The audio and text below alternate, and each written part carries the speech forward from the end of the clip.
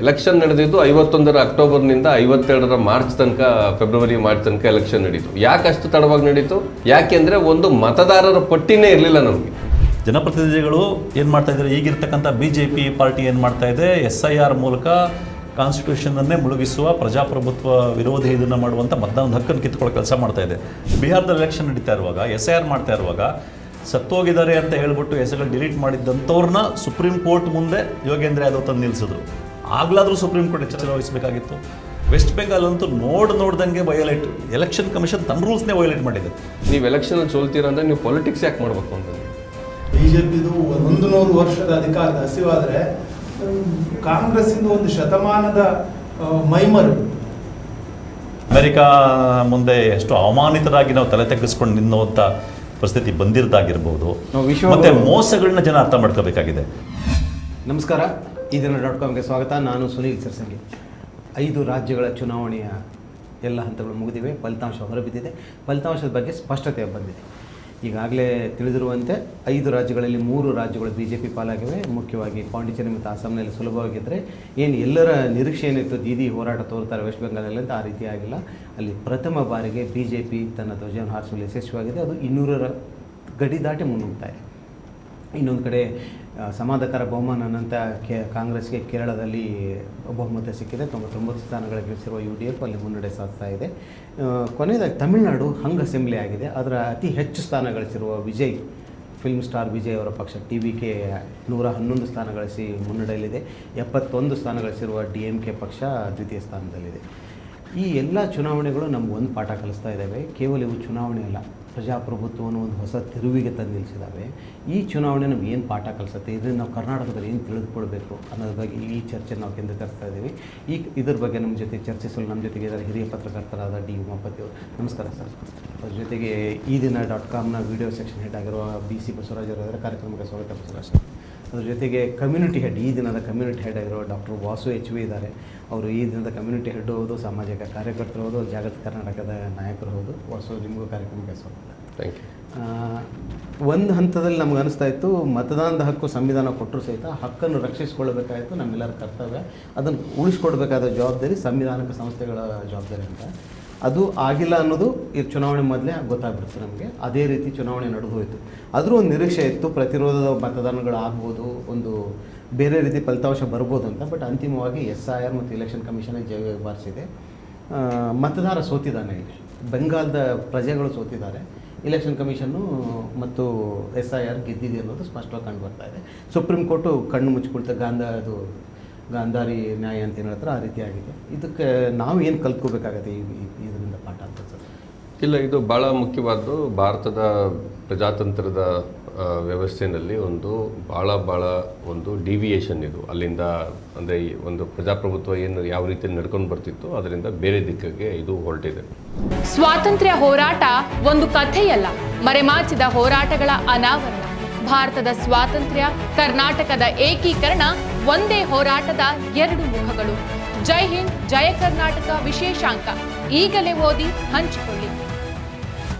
ಪ್ರಜಾಪ್ರಭುತ್ವ ಭಾಳ ಮುಖ್ಯವಾಗಿ ಒಂದು ವ್ಯಕ್ತಿ, ಒಂದು ಮೌಲ್ಯ, ಒಂದು ಓಟಿನ ಮೇಲೆ ತೀರ್ಮಾನ ಆಗಿರುತ್ತೆ.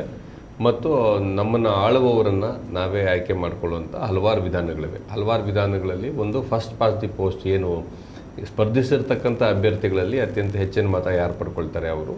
ಕೆಲವು ಕಡೆಯಲ್ಲಿ ಅದನ್ನು ದಾಟಿ 50%ಗಿಂತ ಜಾಸ್ತಿ ಮತದಾನ ಆಗಿರಬೇಕು ಗೆಲ್ಲುವಂಥ ಅಭ್ಯರ್ಥಿಗೆ ಅನ್ನೋ ಥರದ್ದಿದೆ.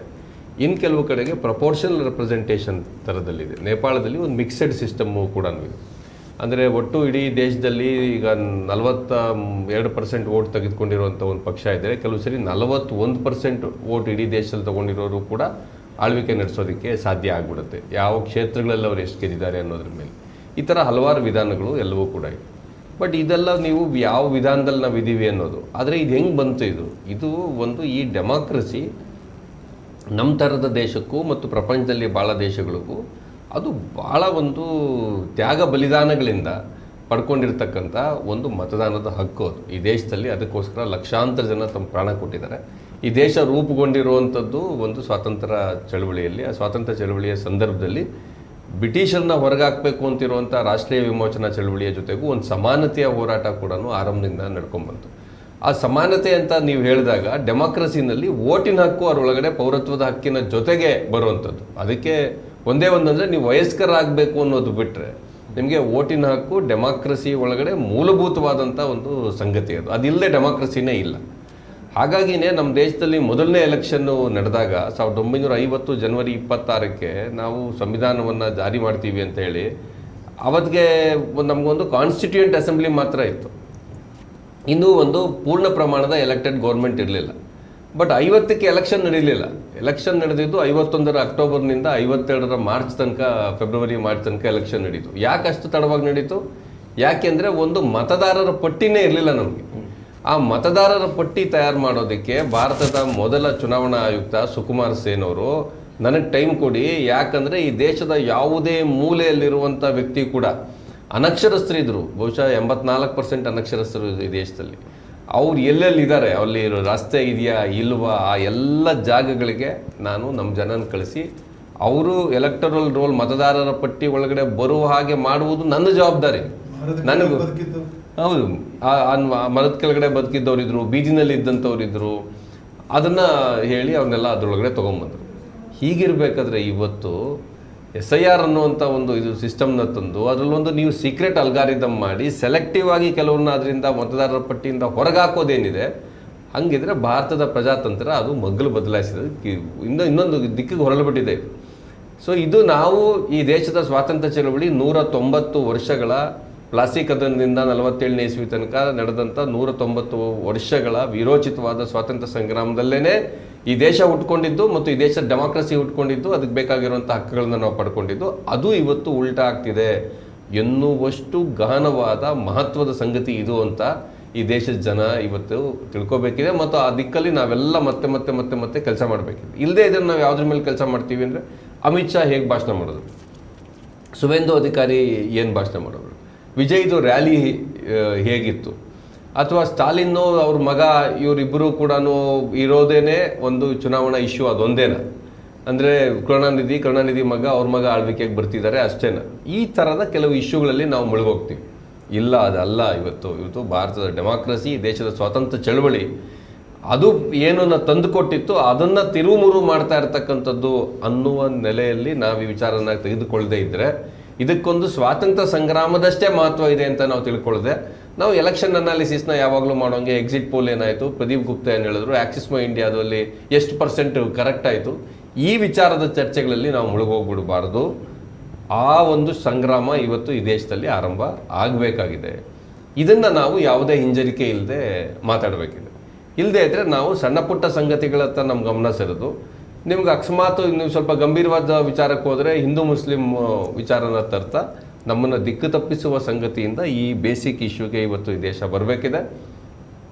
ಪಶ್ಚಿಮ ಬಂಗಾಳದಲ್ಲಿ ಏನಾಗಿದೆ ಅದನ್ನು ನೋಡಿ ಕರ್ನಾಟಕ ಪಾಠ ಕಲಿಬೇಕಿದೆ. ಕರ್ನಾಟಕದಲ್ಲಿ ಈ ಸಂಗ್ರಾಮವನ್ನು ಭಾಳ ಗಂಭೀರವಾಗಿ ತೆಗೆದುಕೊಳ್ಳುವಂಥ ಅಗತ್ಯ ಇದೆ ಅಂತ ನನಗೆ ಅನ್ನಿಸ್ತದೆ. ಯಾಕಂದರೆ ದಕ್ಷಿಣ ಭಾರತದ ಉಳಿದ ರಾಜ್ಯಗಳಿಗಿಂತ ಕರ್ನಾಟಕ ಇರುವಂಥ ವಿಶಿಷ್ಟವಾದಂಥ ಸಂದರ್ಭ ಏನು ಅಂತಂದರೆ, ಕರ್ನಾಟಕದಲ್ಲಿ ಮಾತ್ರವೇ BJP ಮೊದಲ ಸ್ಥಾನಕ್ಕೆ ಬರ್ಬೋದಾಗಿರುವ 2ನೇ ಸ್ಥಾನದಲ್ಲಿ ಈ ಸದ್ಯ ಇರೋದರಿಂದ, ಹಾಗಾಗಿ ಈ ಫೈಟನ್ನು ಕರ್ನಾಟಕ ಭಾಳ ಗಂಭೀರವಾಗಿ ಮಾಡಬೇಕಿದೆ ಅಂತ ನನಗನ್ಸುತ್ತೆ. ಮತ್ತೆ ಬರ್ತೀನಿ ಕರ್ನಾಟಕದ ಬಗ್ಗೆ ಡೀಟೇಲಾಗಿ ಮಾತಾಡೋಣ ಅನ್ಸುತ್ತೆ ವಾಸು. ಉಮಾಪತಿ ಸರ್, ಒಂದಿಲ್ಲಿ ಪ್ರಶ್ನೆ ಬರುತ್ತೆ. ಮತದಾರ ಸರ್ಕಾರವನ್ನು ಸೆಲೆಕ್ಟ್ ಮಾಡ್ತಾನೆ, ಆಳುವವರು ಸೆಲೆಕ್ಟ್ ಮಾಡ್ತಾನೆ, ಇವರು ನಮ್ಮನ್ನು ಆಳ್ಳೆ ಅಂತ. ಬಟ್ ಇವರು ಮತದಾರರನ್ನೇ ಸೆಲೆಕ್ಟ್ ಮಾಡ್ತಾ ಇದ್ದಾರೆ. ಅಂದರೆ ಯಾರು ನಮ್ಮ ಸಂವಿಧಾನವನ್ನು ಒಪ್ಪಿಕೊಂಡಿರೋದಿಲ್ಲ, ಯಾರು ನಮ್ಮ ಸಂವಿಧಾನದ ಬಗ್ಗೆ ಮೊದಲಿನಿಂದಲೂ ಒಂದು ನಂಬಿಕೆ ಇಲ್ಲ, ಅದು ಬೇರೆ ಸಂವಿಧಾನ ಮಾಡಬೇಕಂತ ಹೇಳಲಿಕ್ಕೆ ಬರ್ತಾಯಿದ್ರು. ಆ ಸಂಘಟನೆಯನ್ನು ಬೆಂಬಲಿತ ಪಕ್ಷ ಇವತ್ತಿನ ಅಧಿಕಾರಕ್ಕೆ ಬಂದಿದೆ.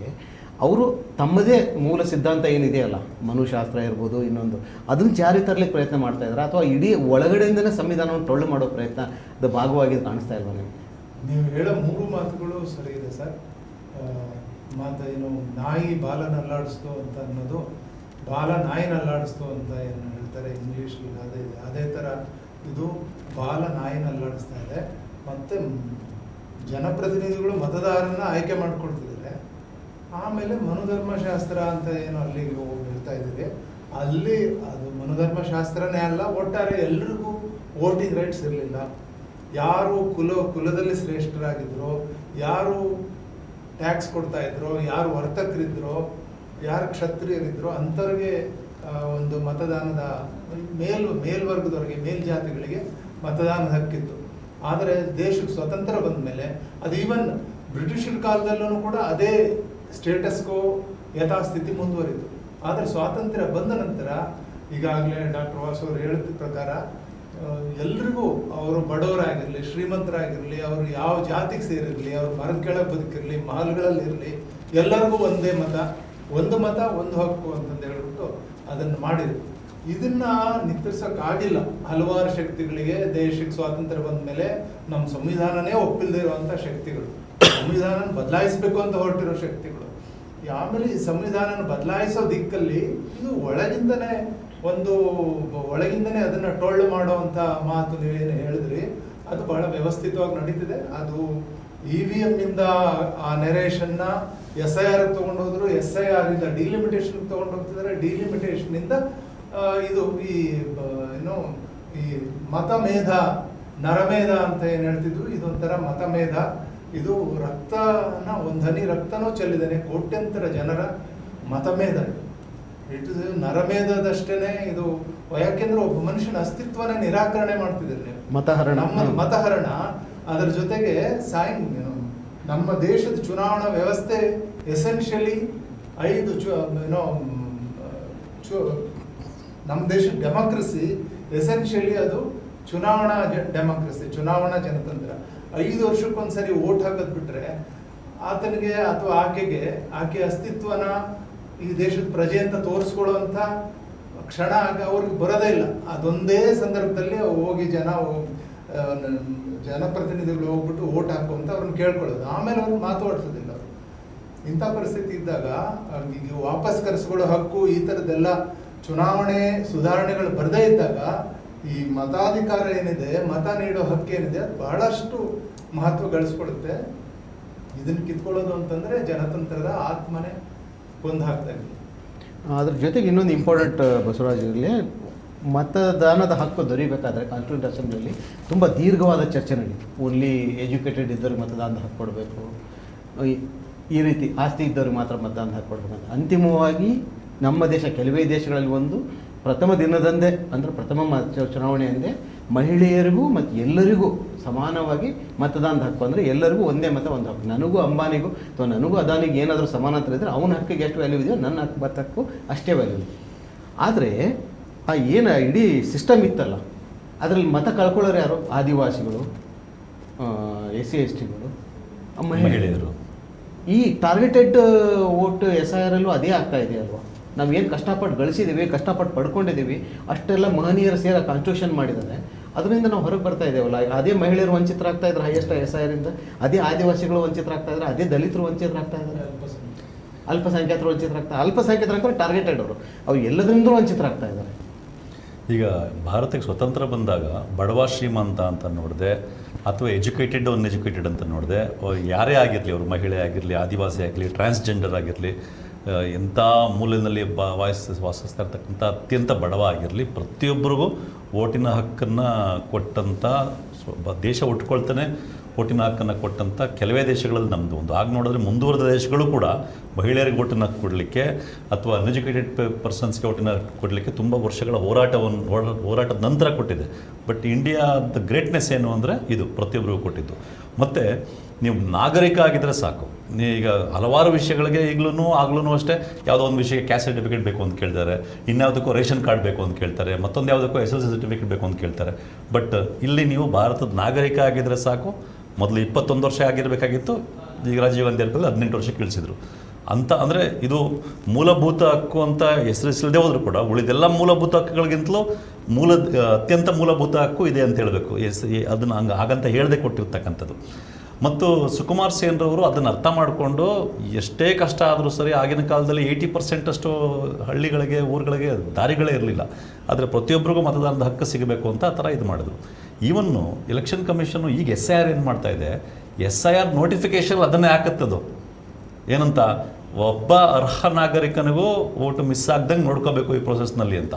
ಆದರೆ ಕ್ಲಿಯರಾಗಿ ಅವ್ರು ಮಾಡ್ತಾ ಇರ್ತಕ್ಕಂಥ ಕೆಲಸ ಇದು ಅರ್ಹ ನಾಗರಿಕನಿಗೆ ವೋಟಿನ ಹಕ್ಕು ಕೊಡೋದಲ್ಲ, ಆದರೆ ಟಾರ್ಗೆಟೆಡ್ ಆಗಿ ಮತದಾರರನ್ನ ಪಟ್ಟಿಯಿಂದ ಕಿತ್ತಾಕುವಂಥ ಕೆಲಸ SIR ಮೂಲಕ ಎಲೆಕ್ಷನ್ ಕಮಿಷನ್ ಮಾಡ್ತಾ ಬಂದಿದೆ.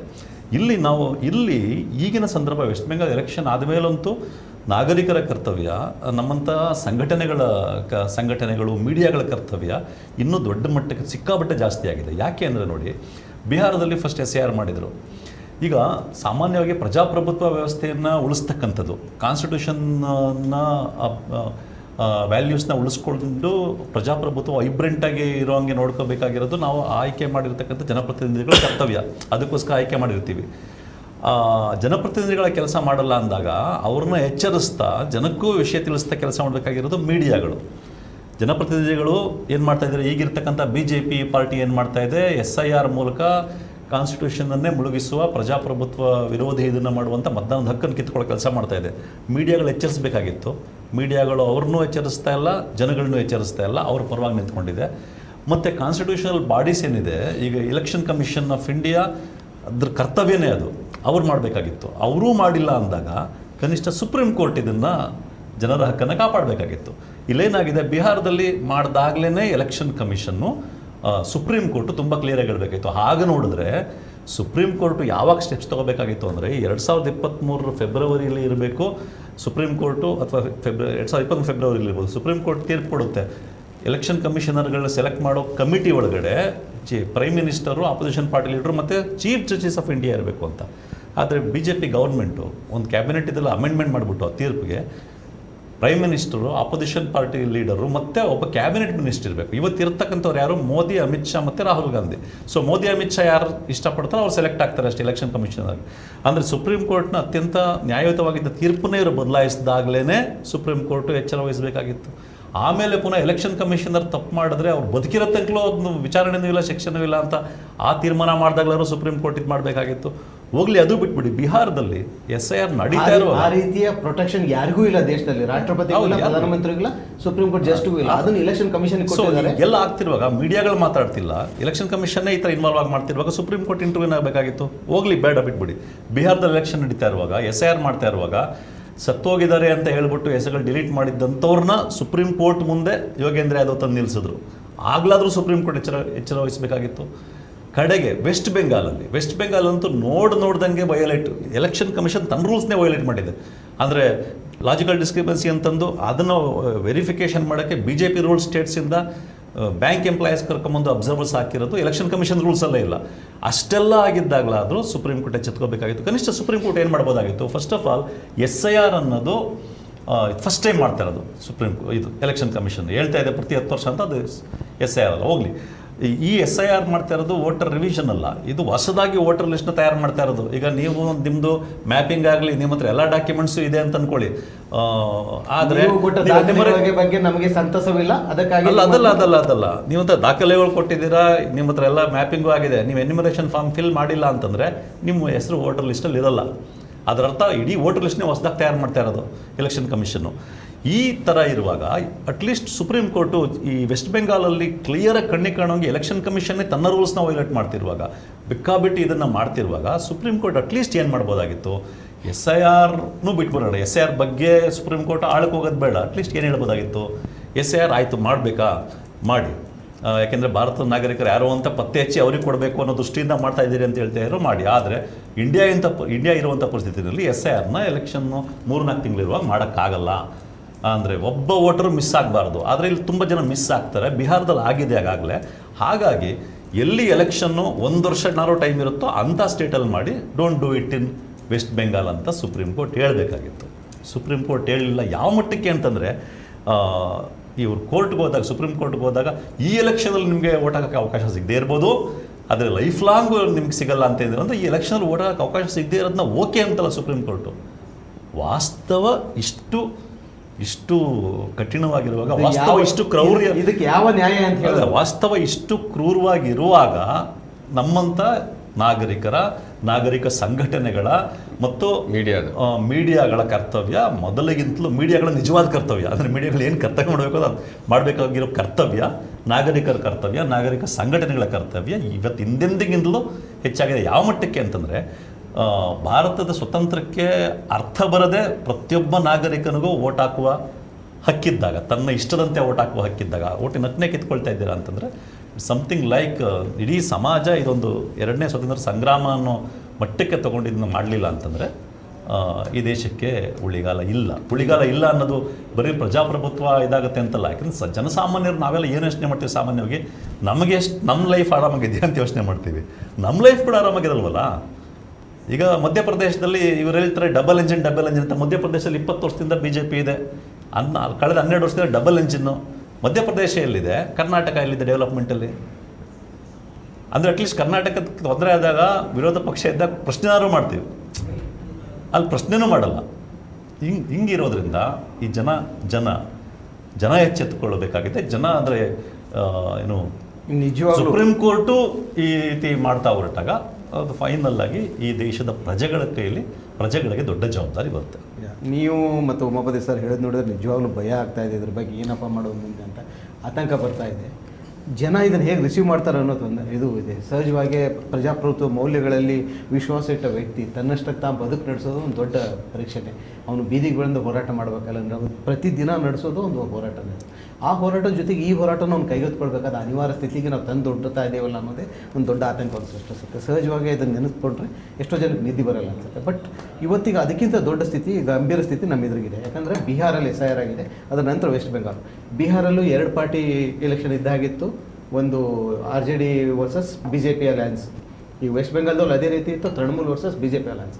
ಆ ರೀತಿ ಇರುವ ರಾಜ್ಯ ಇನ್ನೊಂದು, ಅದು ಇಡೀ ದಕ್ಷಿಣ ಭಾರತಕ್ಕೆ BJP ಹೆಬ್ಬಾಗಿಲ್ಲ ಅಂದರೆ ಕರ್ನಾಟಕ. BJP ವರ್ಸಸ್ ಕಾಂಗ್ರೆಸ್ ಇದೆ. ಈಗಾಗಲೇ ಕಾಂಗ್ರೆಸ್ ರೂಲಿಂಗಲ್ಲಿದೆ. ಅವ್ರು ಹೇಗೆ ರೂಲ್ ಮಾಡ್ತಾ ಇರೋ ನೋಡಿದ್ರೆ ಭಯ ಆಗ್ತಾ ಇದೆ. ಅಂದರೆ ಸಹಜವಾಗಿ ಅವರೇ ಎತ್ತಿ ತಟ್ಟೆಯಲ್ಲಿ ಅವ್ರಿಗೆ ಇಟ್ಕೊಡ್ತಾರೆ ಅನ್ನೋ ಅಂತ ಅನ್ಸುತ್ತೆ. ಇಲ್ಲಿ SIR ಬಂದೇ ಬರುತ್ತೆ. ಈಗ ಇಲ್ಲಿ SIR ಬಂದಾಗ ಅವರು ಯಾವ ರೀತಿ ಕತ್ತರಿಸ್ತಾರೆ, ಯಾರನ್ನ ಏನು ಮಾಡ್ತಾರೆ ಅನ್ನೋ ಭಯ ಸಹಜವಾಗಿ ಎಲ್ಲ ಮತದಾರರಿಗೂ ಕಾಡಲೇಬೇಕಾಗಿತ್ತು. ಎಲ್ಲ ಸಿವಿಲ್ ಸೊಸೈಟಿಗಳಿಗೂ ಕಾಡಲೇಬೇಕಾದ ಪ್ರಶ್ನೆ ಅಂತ ಅನ್ಸುತ್ತೆ. ಇದು ಈ ನಿಟ್ಟಿನಲ್ಲಿ ನಾವು ಏನು ಕ್ರಮ ಕೈಗೊಳ್ಳಬೇಕು, ಈ ನಿಟ್ಟಿನಲ್ಲಿ ನಾವು ಏನು ಎಚ್ಚರಿಕೆ ವಹಿಸಬೇಕು ಅನ್ಸುತ್ತೆ? 2 ವಿಚಾರ ಹೇಳಿದ್ರಿ ಸುನಿಲ್ ನೀವು. ಒಂದು, ಜನಸಾಮಾನ್ಯರು ತಮ್ಮ ಬದುಕಿನ ವಿಚಾರದ ಬಗ್ಗೆ ಯೋಚನೆ ಮಾಡುವಂಥವ್ರು, ಅವರು ಡೆಮಾಕ್ರಸಿ, ನಮ್ಮ ಮತದಾನದ ಹಕ್ಕು ಹೋಗ್ತಾ ಇದೆ, ಅದು ಇದು ಅಂತೆಲ್ಲ ತಲೆ ಕೆಡಿಸ್ಕೊಂಡು ಬೀದಿಗೆ ಬರ್ತಾರ ಅಂತ ನನ್ನ ಪ್ರಕಾರ ಇವತ್ತು ಈ ದೇಶದಲ್ಲಿ ಆ ಕಾರಣಕ್ಕಾಗಿ ಜನ ದೊಡ್ಡ ಪ್ರಮಾಣದಲ್ಲಿ ಬೀದಿಗೆ ಬರಲ್ಲ ಅನ್ನೋದು ಭಾಳ ಕ್ಲಿಯರ್ ಇದೆ. ಯಾಕೆಂದರೆ ಈ ಪ್ರಾಬ್ಲಮ್ಸ್ ಎಲ್ಲ ಏನಿದೆ ಅದು ನಿಮಗೆ ಒಂದು ಬೇರೆ ರೀತಿಯ ಅಮಲು ಪದಾರ್ಥವನ್ನು ನಿಮ್ಮ ಒಳಗಡೆ ಕೊಟ್ಟು, ಆ ಅಮಲಿನಲ್ಲಿ ಅಂದರೆ ಅದು ಒಂದು ಕಮ್ಯುನಲ್ ಹೇಟ್ರೆಡ್ನ ಒಂದು ಅಮಲು ಅದರೊಳಗಡೆ ಇರೋವಂಥದ್ದು. 2ನೇದು, ನೀವು ಒಂದು ಕಪ್ಪೆನ ನೀವು ಅಂದರೆ ಕೆಲವರು ಕೇಳ್ತಾರೆ, ಈ ಪ್ರಮಾಣದಲ್ಲಿ ನಿರುದ್ಯೋಗ ಜಾಸ್ತಿ ಆಗ್ತಿದೆ, ಬೆಲೆ ಏರಿಕೆ ಆಗ್ತಿದೆ, ಏನೂ ಅಭಿವೃದ್ಧಿ ಕಾಣ್ತಾ ಇಲ್ಲ, ಇಂಥ ಟೈಪಲ್ಲಿ ಕೂಡ ಜನ ಯಾಕೆ ಓಟ್ ಹಾಕಲ್ಲ ಅಂತ. ನೀವು ಒಂದು ಕಪ್ಪೆನ ಬಿಸಿನೀರಲ್ಲಿ ತೆಗೆದುಕೊಂಡೋಗಿ ಹಾಕಿದ್ರೆ ಅದು ಇಮ್ಮಿಡಿಯೇಟ್ ಜಂಪ್ ಮಾಡುತ್ತೆ. ನೀವು ತಣ್ಣೀರಲ್ಲಿಟ್ಟು ನಿಧಾನಕ್ಕೆ ಬಿಸಿ ಮಾಡ್ತಾ ಇದ್ದರೆ ಅದು ಮೊದಲು ಅದಕ್ಕೆ ಅಭ್ಯಾಸ ಮಾಡ್ಕೊಳ್ತಾ ನಿಧಾನಕ್ಕೆ ಸುಟ್ಟೋಗುತ್ತೆ ಅಥವಾ ಬೆಂದೋಗುತ್ತೆ.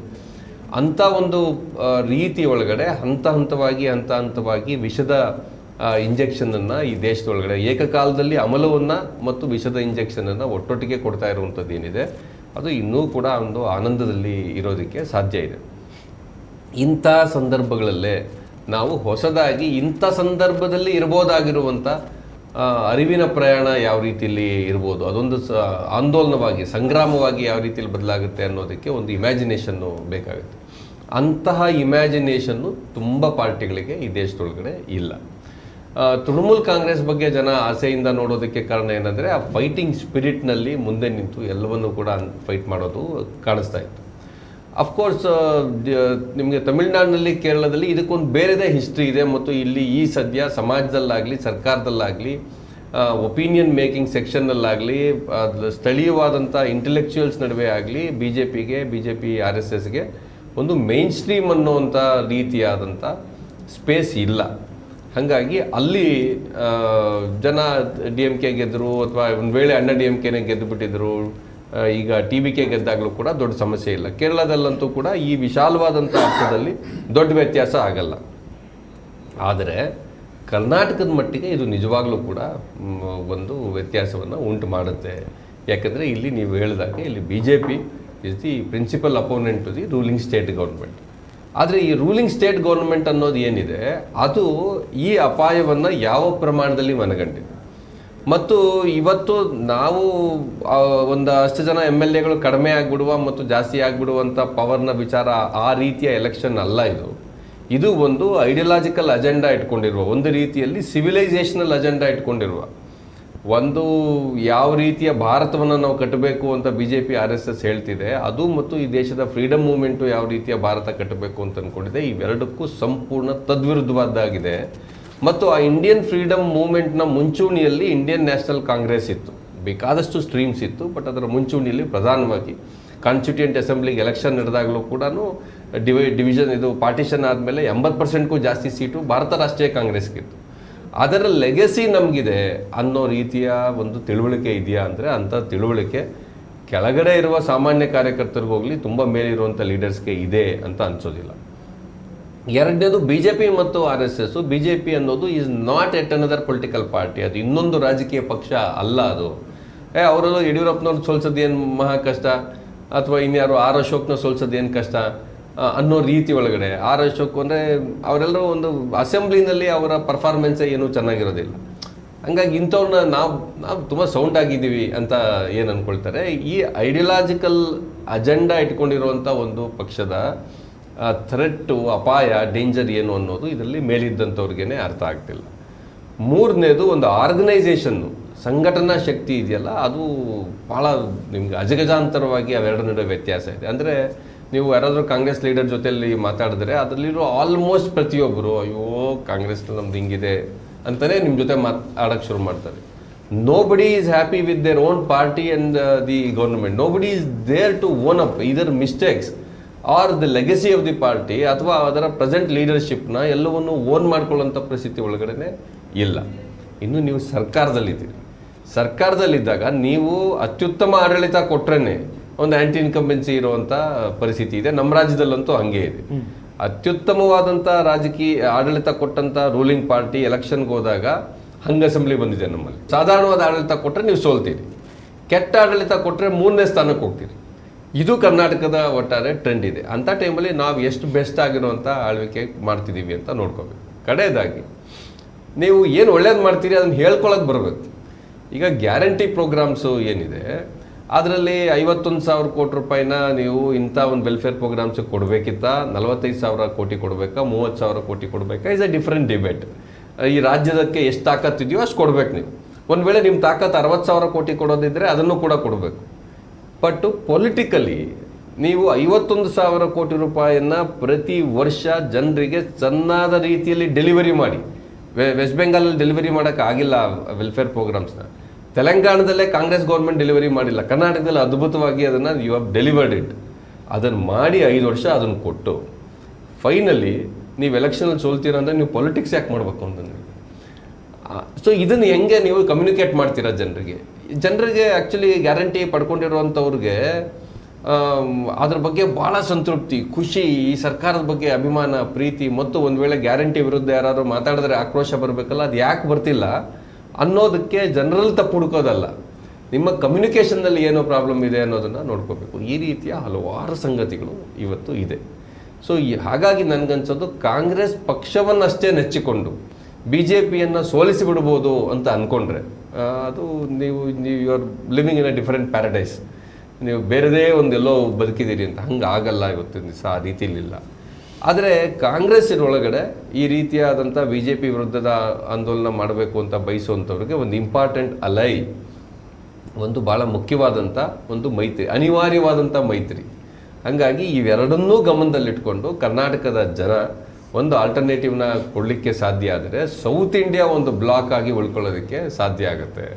ಸೊ ನೀವು ಆ ರೀತಿಯ ಬ್ಲಾಕ್ ಆಗಿ ಇರದೇ ಇದ್ದರೆ, ಅದು ನಾನು ಸೌತ್ ಇಂಡಿಯಾ ಮಾತ್ರ ಬ್ಲಾಕ್ ಆಗಿರಬೇಕು ಅಂತ ಹೇಳಲ್ಲ, ಎಲ್ಲ ಈ ದೇಶದ ಎಲ್ಲ ಜನರು, ಅದರಲ್ಲೂ ನಾನ್ ಹಿಂದಿ ಸ್ಟೇಟ್ಸು, ಪಶ್ಚಿಮ ಬಂಗಾಳದಲ್ಲಿ ಸೋತಿರುವಂಥ TMC, ಪಶ್ಚಿಮ ಬಂಗಾಳದ ಎಲ್ಲ ಎಡ ಪ್ರಗತಿಪರ ಶಕ್ತಿಗಳು ಎಲ್ಲರೂ ಒಟ್ಟಿಗೆ ಸೇರಬೇಕು ಅಂತಾನೆ. ಆದರೆ ಸೌತ್ ಇಂಡಿಯಾ ಬ್ಲಾಕ್ ನಿಮಗೆ ಒಂದು ಚಂಕ್ ಒಂದು ಕಡೆಗೆ ನಿಂತಿರುತ್ತೆ. ಅದು ನಾಳೆ ಡಿಲಿಮಿಟೇಷನ್ ಎಕ್ಸಸೈಸ್ನ ಬಲಿಪಶು ಕೂಡ ಆಗೋಕ್ಕಿರೋ ಟೈಮ್ನಲ್ಲಿ ಈ ಫೈಟಿಗೆ ಸಿದ್ಧ ಆಗಬೇಕು. ಸೊ ಕರ್ನಾಟಕ ಇದನ್ನು ಒಂದು ಭಾಳ ಮುಖ್ಯವಾದಂಥ ಸ್ಥಾನದಲ್ಲಿ ಇದ್ದೀವಿ ಅಂತ ನಾವು ಅಂದ್ಕೋಬೇಕು. ಪಶ್ಚಿಮ ಬಂಗಾಳ ಎಲ್ಲರೂ ಕೂಡ ಅವ್ರವ್ರ ಫೈಟ್ ಅವ್ರು ಮಾಡ್ತಿದ್ದಾರೆ. Karnataka should lead it from the front. ಇದು ನನಗನ್ಸುತ್ತೆ. ಇದರಲ್ಲಿ ಮೀಡಿಯಾಗಳು, ಬಸವರಾಜ್ ಆಗಲೇ ಅದನ್ನು ಪ್ರಸ್ತಾಪ ಮಾಡ್ತಿದ್ರು, ನೀವು ಕೂಡ ಹೇಳಿದ್ರಿ, ಈ ಮೀಡಿಯಾ ಅನ್ನೋದು ಒಂದು ನ್ಯೂಟ್ರಲ್ ಅಂತ ಒಂದು ಜಪ ಇದೆ. ಅರೆ ನೀವು ಸಿಕ್ಕಾಪಟ್ಟೆ ನ್ಯೂಟ್ರಲ್ ಅಂತ ಹೇಳ್ಬೋದಾಗಿರುವ ಡಿಕೋಡರ್ ಯಾರು ತಮ್ಮ ಮೀಡಿಯಾ ಸಂಸ್ಥೆಯನ್ನು ಅದಾನಿಗೆ ಕೊಟ್ಬಿಟ್ಟು ಬರಬೇಕಾಗಿ ಬಂತು, ಅವರು SIR ಬಗ್ಗೆ ಚರ್ಚೆನೇ ಮಾಡಿದೆ. ಮಮತಾ ದೀದಿ ಏನು ಮಾಡಿದ್ರು, ಇವ್ರೇನು ಮಾಡಿದ್ರು, ಅವ್ರೇನು ಮಾಡಿದ್ರು, ಸುವೇಂದು ಅಧಿಕಾರಿ ಯಾವ ಥರ ಮಂಚ ಅಂತ ನೀವು ಚರ್ಚೆ ಮಾಡ್ತಾ ಕೂತ್ರೆ ಗಂಟೆಗಟ್ಟಲೆ. So what kind of journalism it is ಅಂತ ಅನ್ಸುತ್ತೆ. ಸೊ ಮೀಡಿಯಾ ತನ್ನ ಹಳೆಯ ಸ್ವರೂಪವನ್ನು ಬದಲಿಸ್ಕೊಳ್ಳದೇ ಇದ್ದರೆ ಅದು ಡೆಮಾಕ್ರಸಿನಲ್ಲಿ ಅದಕ್ಕಿರುವಂಥ ರೋಲ್ ಏನಿರುತ್ತೆ ಅಂತ ಯಾವ ರೋಲು ಅದಕ್ಕೆ ಇರೋದಿಲ್ಲ. ನೀವು ಕ್ಷುಲ್ಲಕವಾದಂಥ ಕ್ಷುದ್ರ ಸಂಗತಿಗಳನ್ನು ಚರ್ಚೆ ಮಾಡ್ತಾ ಭಾಳ ಗಂಭೀರವಾದ ಸಂಗತಿಗಳ ಕ್ಷುದ್ರೀಕರಣವನ್ನು ಟ್ರಿವಿಯಲೈಸೇಷನ್ ಮಾಡ್ತಾ ಕೂತ್ಕೊಂಡು ಬಿಡೋದ್ರಿಂದ ಇದು ನೀವೆಲ್ಗೂ ನೀವು you don't play the role of media at all. So when supreme court fails the nation, when institution constitutional democratic institutions like election commission when they fail the election, ಆವಾಗ ಮೀಡಿಯಾ ಇದು ನಿಲ್ಲಬೇಕಿತ್ತು. ಮೀಡಿಯಾ ಅದನ್ನು ಮಾಡೋಕ್ಕಾಗದೇ ಇದ್ದಾಗ every citizen ಇದ್ರ ಜೊತೆಲಿ ನಿಂತು ಬೇರೆ ರೀತಿಯಾದಂಥ ಮಾಧ್ಯಮದ ರಂಗಗಳನ್ನು ಕಟ್ಕೊಂಡು ಮಾಡಬೇಕು ಅಂಥ ಸಂದರ್ಭ ಬಂದಿದೆ. ಹಾಗಾಗಿನೇ ಈ ದಿನ .comನಲ್ಲಿ ನಾವು ಇವತ್ತು ಚರ್ಚೆ ಮಾಡಬೇಕಾದ್ರೆ we are not mincing words. ನಾವು ಕೂತ್ಕೊಂಡು ಎಷ್ಟು ಓಟು ಈ ಕಡೆಗೆ ಶಿಫ್ಟ್ ಆಯಿತು, ಆ ಕಡೆಗೆ ಶಿಫ್ಟ್ ಆಯಿತು, ಸ್ವಿಂಗ್ ಅಂತ ನಾವು ಚರ್ಚೆ ಮಾಡ್ತಾ ಇಲ್ಲ. ಸೊ ಈ ಪಾತ್ರ ನಾವು ವಹಿಸಬೇಕಾಗಿದೆ ಇವತ್ತು. ಅದು ಈ ದಿನ .com ಮಾತ್ರ ಅಲ್ಲ, ಈ ರಾಜ್ಯದ ಪ್ರತಿಯೊಬ್ಬ ನಾಗರಿಕರು ಕೂಡ ಡೆಮಾಕ್ರಸಿಯಲ್ಲಿ, ಈ ದೇಶದ ಸ್ವಾತಂತ್ರ್ಯ ಚಳವಳಿಯ ಆಶಯಗಳಲ್ಲಿ, ಸಂವಿಧಾನದಲ್ಲಿ ನಂಬಿಕೆ ಇದ್ದರೆ ಈ ಫೈಟ್ ತಗೋಬೇಕು ಅಂತ ನನಗೆ ಅನಿಸುತ್ತೆ. ತುಂಬ ಇಂಪಾರ್ಟೆಂಟ್ ಮಾತು ಹೇಳಿದ್ರೆ ವಾಸು. ಇದನ್ನು ಇನ್ನೂ ಡೀಟೇಲಾಗಿ ಮಾಡೋಣ. SIRಗೆ ನಮ್ಮ ರಾಜ್ಯ ಹೇಗೆ ಸೆಲೆಕ್ಟ್ ರೆಡಿ ಆಗಬೇಕು ಅನ್ನೋದ್ರ ಬಗ್ಗೆ ಡಿಸ್ಕಸ್ ಮಾಡೋಣ. ಬಟ್ ಅದಕ್ಕೆ ಇಂಪಾರ್ಟೆಂಟ್ ಸರ್, ಬಲಪಂಥೀಯ ಅನ್ನೋದು ಒಂದು ಸರ್ಕಾರ, ಒಂದು ಸೈದ್ಧಾಂತಿಕ ಒಂದು ಒಪ್ಪಿಗೆ ಇರುತ್ತೆ. ಅದಕ್ಕಾದ ಒಂದು ಸರ್ಕಾರ ಮಾಡ್ಕೋತಾರೆ. ಆದರೆ ಬಲಪಂಥೀಯ ಕ್ಯಾಪಿಟಲಿಸ್ಟ್ಗಳು ಸರ್ಕಾರ ಮಾಡಿದಾಗ ಇನ್ನೆಷ್ಟು ಡೇಂಜರ್ ಆಗುತ್ತೆ. ಜಗತ್ತಿನ ಹಲವಾರು ದೇಶದ ಇತಿಹಾಸ ನಮ್ಮ ಕಣ್ಮುಂದೆ ಬರ್ತೇವೆ. ಇವತ್ತು ನಮ್ಮ ದೇಶದಲ್ಲಿ ಇರೋದು ಕೇವಲ ಬಲಪಂಥೀಯ ಸರ್ಕಾರ ಅಲ್ಲ, ಬಲಪಂಥೀಯ ಕ್ಯಾಪಿಟಲಿಸ್ಟ್ ಸರ್ಕಾರ. ಕೆಲವು ವ್ಯಕ್ತಿಗಳನ್ನು, ಇಂಡಸ್ಟ್ರಿಯಲಿಸ್ಟ್ಗಳನ್ನು ಬೆಳೆಸ್ತಾ, ಪಾರ್ಟಿಗಳನ್ನು ಬೆಳೆಸ್ಕೊತಾ ಒಂದೇ ಪಕ್ಷ ಗೆಲ್ಲಲೇಬೇಕಾದ ವೇದಿಕೆಯನ್ನು ಅವ್ರು ಸಿದ್ಧಪಡಿಸ್ಕೊಳ್ತಾ ಇದ್ದಾರೆ. ಅಂದರೆ ಎಲ್ಲ ಇನ್ಫ್ರಾಸ್ಟ್ರಕ್ಚರ್ ಅವ್ರ ಕಡೆನೇ ಇದೆ, ಅದಕ್ಕೆ ಬೇಕಾದ ಅನುಕೂಲಗಳು ಅವ್ರ ಕಡೆನೇ ಇದಾವೆ, ಸಂವಿಧಾನಕ ಸಂಸ್ಥೆಗಳು ಅವ್ರ ಕಡೆ ಇದ್ದಾವೆ, ಅದಕ್ಕೆ ಬೇಕಾದ ಸೈದ್ಧಾಂತಿಕ ಬದ್ಧತೆ ತೆಗೆದುಕೊಂಡು ಅದೇ ಪಾರ್ಟಿ ಉಳಿತಾ ಇದೆ. ಇದು ಎಷ್ಟು ಡೇಂಜರ್ ಆಗಿ ಪರಿಣಮಿಸ್ತದೆ. ಬಡವರ ವಿರುದ್ಧ ಬೆಂಕಿ ಮತ್ತು ಬಿರುಗಾಳಿ ಸೇರ್ಕೊಂಡು ಬಡವರ ವಿರುದ್ಧ, ಅಶಕ್ತರ ವಿರುದ್ಧ, ನಿರ್ಗತಿಕರ ವಿರುದ್ಧ ನಡೆಸುವಂಥ ಭಾರಿ ದೊಡ್ಡ ದಾಳಿ ಮತ್ತು ಅಮಾನುಷವಾದ ದಾಳಿ. ಮತ್ತು ಭಾಳ ಅದರ ಕ್ರೌರ್ಯನ ನೀವು ವರ್ಣಿಸೋಕ್ಕೂ ಆಗೋದಿಲ್ಲ. ಈಗ ಅದು BJP ವಿಚಾರ ಬಂದರೆ ಅದರಲ್ಲೂ ಕೂಡ ಮೋದಿ ಮತ್ತು ಅಮಿತ್ ಶಾ ಅವರ ಕಾಲದ BJP ಏನಿದೆ, ಇದು ಅಟಲ್ ಬಿಹಾರಿ ವಾಜಪೇಯಿ ಅಥವಾ ಬೇರೆ ಕಾಲದ ಮೋದಿಯವ್ರಿಗಿಂತ ಹೆಚ್ಚು ಅಧಿಕಾರದ ಹಸಿವನ್ನು ಹೊಂದಿದೆ. ಈಗ BJPದು 1,000 ವರ್ಷದ 100 ವರ್ಷದ ಅಧಿಕಾರದ ಹಸಿವಾದರೆ ಕಾಂಗ್ರೆಸ್ಸಿಂದ ಒಂದು ಶತಮಾನದ ಮೈಮರಿವು, ಕಾಂಗ್ರೆಸ್ಸಿನ ಶತಮಾನದ ಮೈಮರಿವು ಸರ್ ಇದು ಹೆಂಗೆ ಅಂತಂದರೆ ಅದಕ್ಕೆ ತನ್ನ ಶತ್ರುಗಳು ಯಾರು, ತನ್ನ ಮಿತ್ರರು ಯಾರು ಅನ್ನೋದು ಕೂಡ ಗೊತ್ತಾಗ್ತಿಲ್ಲ. ಅದು ಅಷ್ಟು ಉಡಾಫೆನಲ್ಲಿ, ಅಷ್ಟೊಂದು ಮೈಮರಿನಲ್ಲಿ ಮುಳುಗೋಗಿದೆ. ಅದಕ್ಕೆ 5 ವರ್ಷ ಅಧಿಕಾರ ಸಿಕ್ಕರೆ ಇನ್ನು 5 ವರ್ಷ ನನಗೆ ಅಧಿಕಾರ ಸಿಗಲ್ಲ, ಅದು ಸಿಗೋವರೆಗೂ ನಾನು BJPನವ್ರು ಬಂದು ಆಡ್ತಾರೆ, ಅವರಾದ್ಮೇಲೆ ನನ್ನ ಸರ್ದಿ ಬರುತ್ತೆ ಅಂತ ಓದ್ಕೊಂಡು ಮಲಗುವಂಥ ಪಕ್ಷ ಅಂಥ ನಾಯಕರು. ಆದರೆ BJPಗೆ ಅದರಲ್ಲಿ ಈಗಾಗಲೇ ಹೇಳ್ತಾರೆ, ಮೋದಿ ಮತ್ತು ಅಮಿತ್ ಶಾ ಅವರ ನೇತೃತ್ವದ BJPಗೆ ಆ ಥರದ ಒಂದು ನಿರ್ಲಕ್ಷ್ಯ ಇಲ್ಲ. ಇದು ಎಂಥ ನಿರ್ಲಕ್ಷ್ಯ ಅಂದರೆ ಪ್ರಳಯದೊಳಕ್ಕೆ ಮೈಮರೆತು ಪ್ರಳಯದೊಳಕ್ಕೆ ನಡೆಯುವಂಥ ನಿರ್ಲಕ್ಷ್ಯ. ಇದು ಎಂಥ ನಿರ್ಲಕ್ಷ್ಯ ಮೈಮರು ಅಂತಂದರೆ ಹಾವಿನ ಹೆಡೆನ ನೆರಳು ಅಂತ ಭಾವಿಸಿ ಅದರ ಹೆಡೆ ಕೆಳಗಡೆ ಕುಪ್ಪಳಿಸುವಂಥ ಕಪ್ಪೆಗಳ ಥರ ನಿರ್ಲಕ್ಷ್ಯ. ಮತ್ತು ಕೊಡಲಿಗೆ ಓಟ್ಗಳು ಹಾಕಿದರೆ ಒಂದು ಅರಣ್ಯ ಒಂದು ಓಟ್ ಹಾಕುತ್ತೆ ಅನ್ನೋದು, ಇವೆರಡೂ ಎಕ್ಸಾಂಪಲ್ ಎಲ್ಲರಿಗೂ ಗೊತ್ತಿದ್ದಿದೆ, ಮತ್ತೆ ಜ್ಞಾಪಿಸ್ತಾ ಇದ್ದೀನಿ. ಅರಣ್ಯ ಚುನಾವಣೆ ಬರುತ್ತಂತೆ, ಅರಣ್ಯದಲ್ಲಿ ಮರಗಳೆಲ್ಲ ಓಟ್ ಹಾಕ್ತಾವಂತೆ. ಓಟ್ ಹಾಕ್ತಾ ಇದ್ದಾಗ ಅವು ಕೊಡಲಿಗೆ ಓಟ್ ಹಾಕ್ತಾವಂತೆ. ಯಾಕೆ ಕೊಡಲಿಗೆ ಓಟ್ ಹಾಕ್ತವೆ ಅಂತಂದರೆ ಆ ಕೊಡಲಿಯ ಕಾವಿದೆಯಲ್ಲ, ಅದು ನನ್ನ ಜಾತಿ, ಇದು ಮರದಿಂದ ಮಾಡಿದ್ದು, ಆದ್ದರಿಂದ ಅವನು ನನ್ನ ಕೊಡಲಿ ನನ್ನ ಬಂಧು ಅನ್ನುವಂಥದ್ದೊಂದು ಮೈಮರವಿರ್ತದಲ್ಲ, ಅದನ್ನು ಈ ಸಮಾಜದಲ್ಲಿರೋ ನಿರ್ಲಕ್ಷಿತರು, ಅಲಕ್ಷಿತರು ಕೂಡ ಈ ಥರದ್ದೊಂದು ಮೈಮರವಿನಲ್ಲಿ ಮುಳುಗಿದ್ದಾರೆ. ಇಂಥದ್ದೊಂದು ಪಾಯ್ಸನ್ ಅವರ ಮನಸ್ಸಿಗೆ ಬೀಜ ಊರಿದೆ ಅದು. ಸೊ ಇದು ಒಟ್ಟಾರೆ ಈ ಪೊಲಿಟಿಕಲ್ ಪಾರ್ಟಿನೂ ಎಚ್ಚೆತ್ಕೋಬೇಕು. ಆ ನಂತರ ಪೊಲಿಟಿಕಲ್ ಪಾರ್ಟಿನ ಎಚ್ಚರಿಸೋಕ್ಕೋಸ್ಕರ ಮೀಡಿಯಾ ಮತ್ತು ಸಿವಿಲ್ ಸೊಸೈಟಿ ಮತ್ತು ಹೋರಾಟ ಸಂಸ್ಥೆಗಳು, ಸಾಮಾಜಿಕ ರಾಜಕೀಯ ಹೋರಾಟ ಸಂಸ್ಥೆಗಳೆಲ್ಲ ಒಟ್ಟಿಗೆ ಸೇರಬೇಕು. ತುಂಬ ಅಂತ ಗಂಭೀರ ಪರಿಸ್ಥಿತಿ ಬಂದಿದೆ ಅನಿಸುತ್ತೆ. ತುರ್ತು ಪರಿಸ್ಥಿತಿ ನಮ್ಮ ಎದುರಿಗಿದೆ ಈಗ. ಬಸವರಾಜ್, ಈ ತುರ್ತು ಪರಿಸ್ಥಿತಿಯಲ್ಲಿ ಅಂದರೆ ನಾವು ಪಶ್ಚಿಮ ಬಂಗಾಳದೇ ತೆಗೆದುಕೊಳ್ಳೋಣ, ಬಿಹಾರದಿಂದ ದಾಟಿ ನಾವು ಪಶ್ಚಿಮ ಬಂಗಾಳಕ್ಕೆ ಬಂದ್ವಿ. ಕೆಂಪಿನಿಂದ ಹಸಿರಿಗೆ, ಹಸಿರಿನಿಂದ ಕೇಸರಿಮಯವಾಗಿದೆ. SIRದಲ್ಲಿ ಪ್ರಮುಖ ಪಾತ್ರ ವಹಿಸಿದೆ. ಕೇವಲ SIR ಅಲ್ಲ, ಇನ್ನೂ ಚುನಾವಣೆಯ ಹಲವಾರು ತಂತ್ರಗಳು, ಕುತಂತ್ರಗಳು ಅದರಲ್ಲಿದ್ದಾವೆ. ಅದು ಮುಂದಿನ ದಿನಗಳಲ್ಲಿ ನಮಗೆ ಸ್ಪಷ್ಟವಾಗುತ್ತೆ. ಯಾಕಂದರೆ ಒಂದೊಂದು ಚುನಾವಣೆ ನಂತರ ಒಂದು ರೀತಿ ನೋಡ್ತಾ ಇದ್ದೇವೆ ನಾವು. ಫ್ಲೋಟಿಂಗ್ ವೋಟರ್ಸ್ ನೋಡ್ತಾ ಇದ್ದೀವಿ, ವೋಟ್ ಚೋರಿ ನೋಡ್ತಾ ಇದ್ದೀವಿ, ಇನ್ನೊಂದು ನೋಡ್ತಾ ಇದ್ದೀವಿ. ಆಳಂದ ಕೇಸ್ ನೋಡಿದ್ವಿ ನಾವು, ಬೆಂಗಳೂರು ಸೆಂಟ್ರಲ್ ಕೇಸ್ ನೋಡಿದ್ವಿ, ಹರಿಯಾಣ ಕೇಸ್ ನೋಡಿದ್ವಿ, ಮಹಾರಾಷ್ಟ್ರ ಕೇಸ್ ನೋಡಿದ್ವಿ. ಅದರ ನಂತರದ ಸ್ಟೆಪ್ಪಿಗೆ ವೆಸ್ಟ್ ಬೆಂಗಾಲ್ದಲ್ಲಿ ಸ್ಪಷ್ಟವಾಗಿ ಕಣ್ಣಿದ್ರೆ ಕಾಣುವ ರಾಚುವ ರೀತಿಯಲ್ಲಿ ಅವ್ರು ಮಾಡ್ತಾ ಇದ್ದಾರೆ.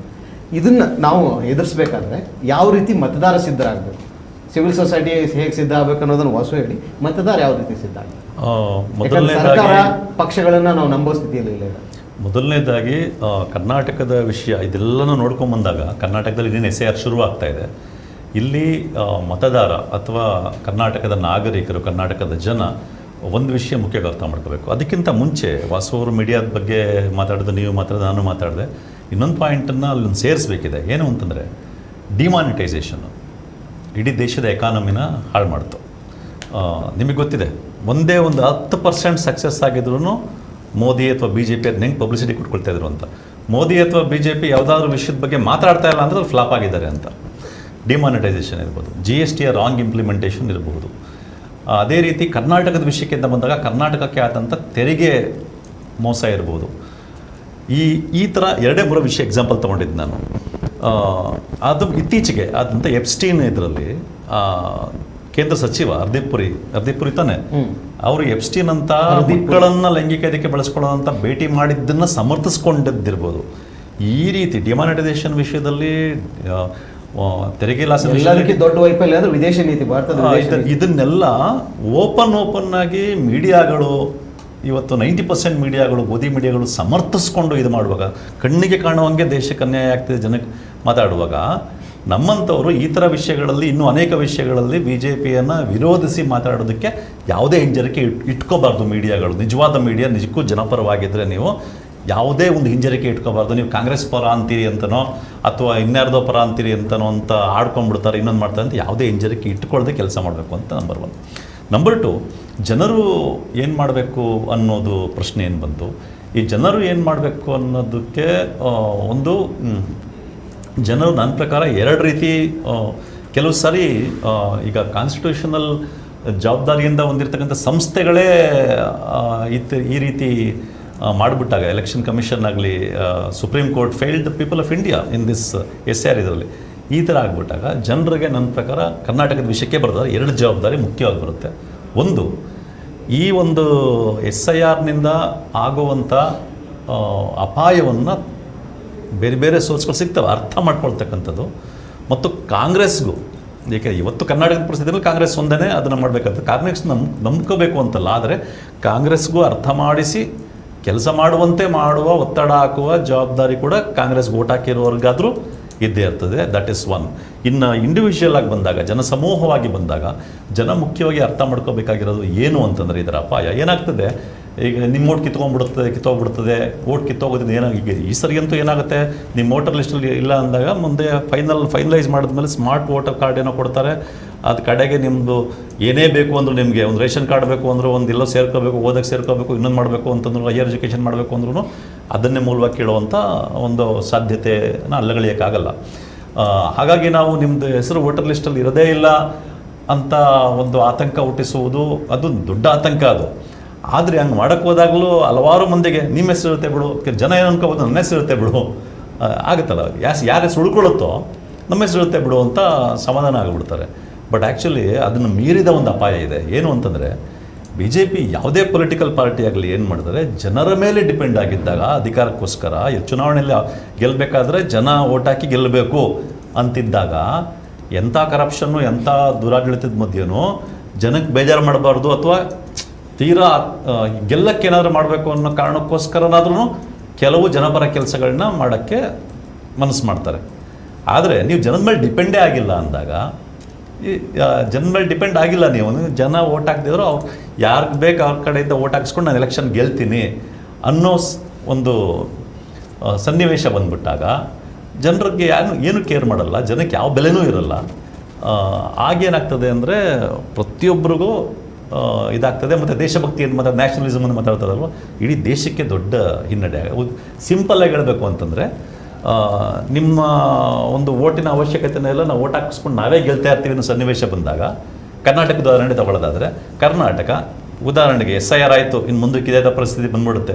ಇನ್ನು 20 ವರ್ಷದಲ್ಲಿ ಕರ್ನಾಟಕ ಮಧ್ಯಪ್ರದೇಶನೋ ಬಿಹಾರನೋ ಅಷ್ಟೊಂದು ಮಟ್ಟಕ್ಕೆ ಹೋಗದೆ ಹೋದರೂ ಆ ದಾರಿಲಿ ಹೋಗುತ್ತೆ. ಇದನ್ನು ಜನ ಅರ್ಥ ಬಿಹಾರನೋ ಕರ್ನಾಟಕ ಮಧ್ಯಪ್ರದೇಶದ ದಾರಿಲೋ ಬಿಹಾರದ ದಾರಿಲೋ ಹೋದಾಗ ನಮ್ಮ ಪರಿಸ್ಥಿತಿ ಏನು, ಕರ್ನಾಟಕದ ಬಗ್ಗೆ ಇರೋ ನಮ್ಮ ಹೆಮ್ಮೆ ವಾಸ್ತವ ಏನು, ನಮ್ಮ ಪರಿಸ್ಥಿತಿ ಏನು, ಇಡೀ ದೇಶದ ಪರಿಸ್ಥಿತಿ ಇದನ್ನ ಜನ ಸ್ವಲ್ಪ ತಾವೇ ಯೋಚನೆ ಮಾಡಿ ಅರ್ಥ ಮಾಡ್ಕೋಬೇಕಾಗಿದೆ. ಯಾಕೆ ಅಂತಂದರೆ ಈಗಿನ 90% ಮೀಡಿಯಾಗಳು ಕಲರ್ಫುಲ್ ಚಿತ್ರನೇ ಕೊಡ್ತಿರ್ತವೆ, ದೇಶನ ಭಾಳ ಉದ್ಧಾರ ಆಗ್ತಾಯಿದೆ ಅಂತ ಕೊಡ್ತಾ ಇರ್ತವೆ.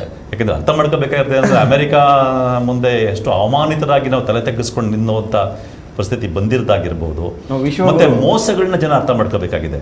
ಈಗ ಎಲೆಕ್ಷನ್ ನಡೆಯೋದು, ರಿಸಲ್ಟ್ ಕೌಂಟಿಂಗ್ ಆಗೋ ತನಕ ಸುಮ್ಮನೆ ಇದ್ದು 900 ರೂಪಾಯಿ ಚಿಲ್ಲರೆ ಗ್ಯಾಸ್ ರೇಟನ್ನು ಹೆಚ್ಚಿಸ್ತಾರೆ ಅಂತ ಇವತ್ತಾಗಿರೋದಲ್ಲ. ನೀವು 2017 ಉತ್ತರ ಪ್ರದೇಶ ಎಲೆಕ್ಷನ್ ನೋಡಿ, 2022 ಉತ್ತರ ಪ್ರದೇಶ ಎಲೆಕ್ಷನ್ ನೋಡಿ, ಗುಜರಾತ್ ಎಲೆಕ್ಷನ್ ನಡೆದಿರೋ ಟೈಮ್ಗಳು ನೋಡಿ, ಗುಜರಾತ್ನು 2017 ನಡೆದಿದೆ, 2022 ನೋಡಿದೆ, ತೆಗೆದು ನೋಡಿ. ಆ ಎಲೆಕ್ಷನ್ಗಳು ನಡೆಯುವಾಗ 3 ತಿಂಗಳು ಮಾತ್ರ ಸ್ಟೆಬಿಲೈಸ್ ಆಗಿರ್ತದೆ.